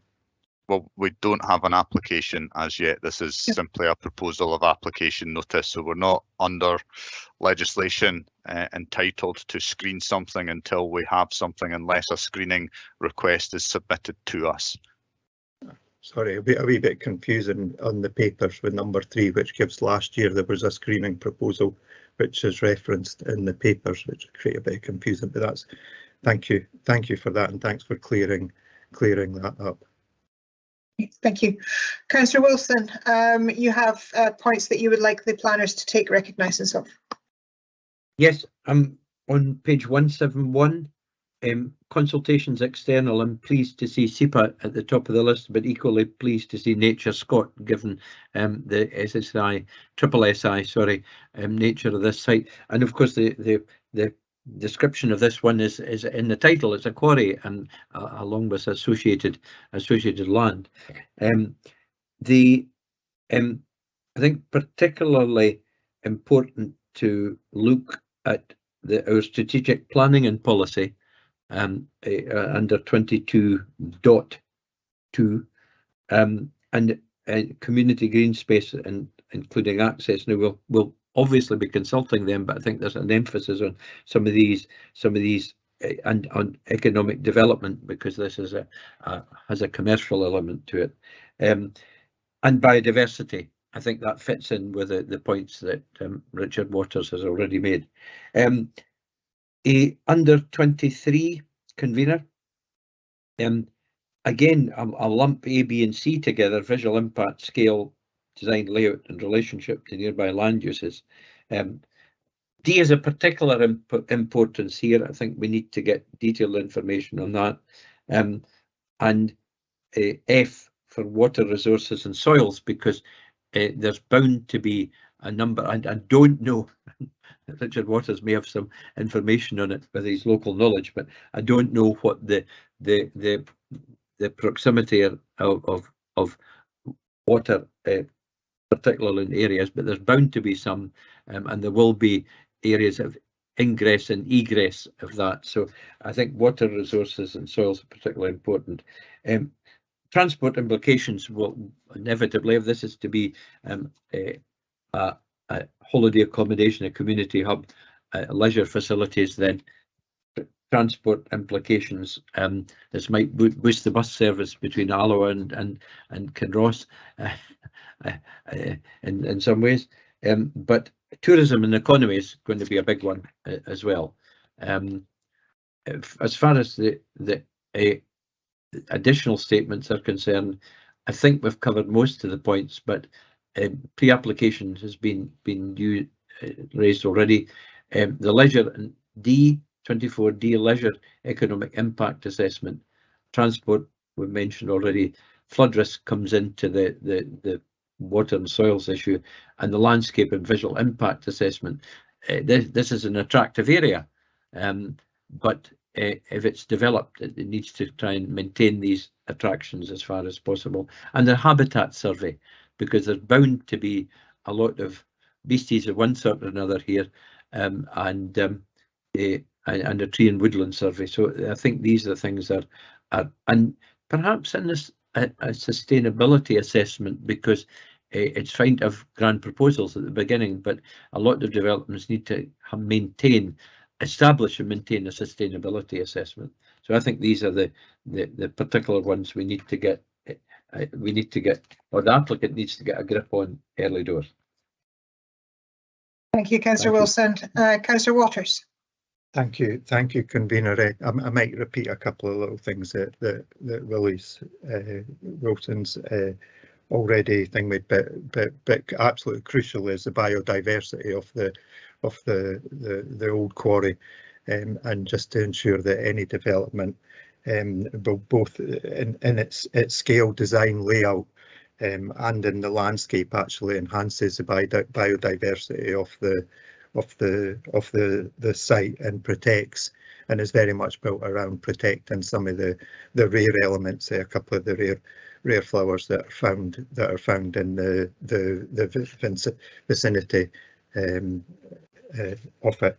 The transport, I've got to do tourism and economy first. I think you know, a lot of potential in here, and it's good that the officers look at the potentials here, and especially within ecotourism, which is a largely growing sector of the tourism industry, and this site definitely has the potential to fit into that category, which including the benefits that will bring to the local communities and to local residents as well, and the local economy very much so. This area has struggled very much with transport, so definitely would be good that officers have a look at the transport provisions, you know, whether there is any measures to access the site that isn't via car, to give potential visitors and holidaymakers the opportunity for other transport means. I think everything else has really been covered. Thank you. Thank you very much. There's no more comments coming through for that, so we'll move on to 6.4, which is a residential development access landscaping SUDS and associated works on allocated site MU27, which is land 170 metres southwest of 8 Tayview in Lunkerty. And again, I'm opening up for comments that officers could focus on specifically when the application comes through. Councillor James, please. Yeah, thanks, convener. Again, in my ward, access to the site, be very keen to make sure there's adequate access for heavy vehicles. Neighbouring properties for the dust, noise pollution, flooding because of the proximity to the Tay. And I'll leave it at that for now. Oh, core paths as well, you know, paths in the area. Take cognizance of those. I know that this area is used quite extensively at the moment, and of course with all the development that's going on in Lunkerty, Bertha Park, the whole of this area, you know, ground for recreation is getting less and less, so recreational ground as well. Thank you. Thank you. Councillor Wilson. Thanks, convener. I'm very pleased Ian James went first. He's a local member, but also save my breath a wee bit. I think the road access is particularly important, and Ian will know this already, but the proposals are for fairly narrow road accesses, and if the road into Lunkerty village, if I can put it that way, is used, then the access from the main road through Lunkerty down Scarth Road into the existing housing development is already fraught with difficulty because of lack of pavements on the side of the immediate bit of the road between the main road and and the rest of Scarth Road. So that is an issue, and it's not going to be one that's easily resolved, because there's just not space to put in pavements unless you narrow the road significantly, which might be one option. But if there's going to be an increased traffic, and inevitably there will be increased traffic along there, I think accessibility and road access is particularly important. This is an interesting one because it takes Luncarty right down to the river. It abuts right onto the river, and again, Councillor James is quite correct to say something about core paths, because as you walk along the riverside, it's quiet, and in the countryside, for large chunks of it, and even the existing bits of Luncarty are back several metres, and quite a number of metres, and there's often woodland and heathland between you and the village. This is going to change. So I think, and I don't know which of these categories it comes under, because it's going to, in a way, urbanise the river walk. Now that's going to have a major effect on the wildlife on the river, because you can get some of the most amazing experiences walking down there, down to the mouth of the Almond from either Stanley or from Luncarty on that side of the river, and this will have a huge dimension. So I think the layout, the any bunding, any biodiversity corridor, if you like, between the built environment and the riverside is particularly important. Now I'm going off piste, convener, because I'm not sticking to the ABCs, but these are the realities of the situation with this application. I don't have any comments on the consultations, but I think we need to look in terms of internal, who's going to have a huge input, community green space, including access, transport planning, structures and flooding, as Ian has already mentioned, and biodiversity and tree officer, and conservation planning. As far as Para 24 is concerned, the visual impact of this is going to be quite substantial. It's a big development, and at the moment there is a buffer road down at the top end of the site, where the wee squiggle bit is on the plan we're seeing, convener, and there's a tree lined road there that acts as a buffer. Now I don't know so the visual impact, scale, design and layout, and the relationship to nearby land uses, that brings us into the points about the riverside, the natural heritage and ecology, and the landscape. It sounds as if they're all important. Water resources and soils, drainage, because this is downhill, it's towards the river, so therefore there'll need to be perhaps an element of pumping in relation to drainage.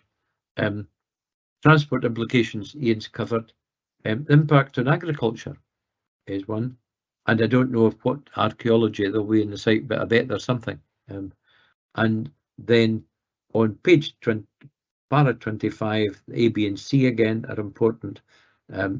Transport assessment, flood risk drainage assessment, and landscape, virtually all of the, and I think I would want to support strongly what Ian James has said about the construction traffic management plan, because it's a long way in. It's not quickly near a road, a main road, and we've already discussed big vehicles coming up wee roads. This seems a long time ago this morning, convener, but we've discussed that at some length, and that's going to be a biggie here. But you've also got to go down to the site, but you've also got to get back from it as well. And house building involves big vehicles. End of speech on that one. Thank you very much again, Councillor Wilson. Councillor McEwen. Yeah, looking at the actual local development plan for Luncarty, there's a couple of maps in here covering MU27, and obviously the section we've got marked here is only about a quarter of the whole MU27 site. As Councillor Wilson's been pointing out, and Councillor James, the whole right-hand side of that red section next to the Tay in the local development plan is earmarked for indicative landscaping. Right, including that tiny little row of houses that are not included in the application. So that sort of boundary between the houses and the Tay that, as Councillor Wilson's been describing, I think is already within the actual development plan and really needs to be carefully considered. There's also big areas on the map on the development plan for archaeology, and I think this part of this might not feature into there, but it's a very historic area, so therefore it is sort of something that needs to be the conditions done. So I think there's a lot in the current local development plan that will point officers towards the bits of this actual site that needs protected. But thanks. Yes, thank you very much, councillors, for that. There's no more comments coming forward, so that brings us on to the last one. Many will be glad to know, which is the installation of 4.5. Here we go. Sorry, I don't know what that is. What? I'm not quite 100% sure, but anyway, a hydro scheme and associated works at Corryvarkey Lodge in Rannoch, and the first one out the blocks is Councillor James. No, sorry, convener, that was for the last pan, not this one. There was something I forgot to ask, but it's gone now, so thank you anyway. Fine, if you just wanted to send an email to planners if there was something specific, it would be taken into consideration. Thank you. Yes, I'll probably do that. Thanks, convener. No worries. Okay, right, so Councillor Wilson, over to you. Well, if Councillor David Illingworth is still listening, I don't know the site, first of all, so but this, like every other one, is really important, and as you say, it's a great value to put comments in at this stage. This is quite a unique hydroelectric scheme with associated work. So, and it's in I think an area with a bit of a fragile ecosystem, if it's as far away as this, and clearly some of the things are sticking out a mile. The transport implications are one of them, both during the construction phase and not so much the maintenance phase. The effect on tourism and the economy, and the impact. 19 JI covers agriculture, but I wanted to expand that to the impact on land-based industries, because it could include forestry, agriculture, and sporting estates and stuff like that. Particularly important, particularly during the construction phase.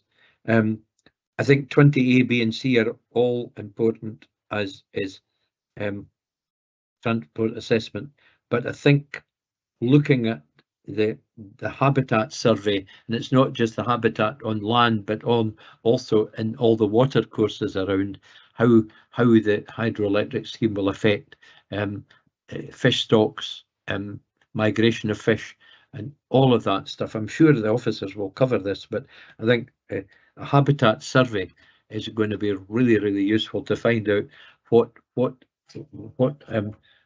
is available. Not what's available, what's present in the area in terms of wildlife, if I can put it that way, and how we deal with that. So these are all important things. I don't know enough about the area to say what the importance of flood risk and drainage assessment is, but there's bound to be some issues in the construction phase of at least temporary drainage, and tree and woodland survey is going to be particularly important. But again, we're back to green energy, and we find that it isn't an easy card to play always, because there's big planning and development implications in introducing green energy. So we need to keep our feet on the ground and our eye on the ball with all of that. These are the things I think that are be most important, but I'm less familiar with the site than others. Thank you, Councillor Wilson. There are no more comments coming forward in the chat. So that then concludes today's business. There is no more in today's agenda. Now, this has been a long day and I really don't want to take up more of anybody's time than I have to, but it would be remiss of me not to say a few words, as this is the last Planning and Development Management Committee of this session. We have an election coming up and I want to pass on my good luck to anyone who is standing.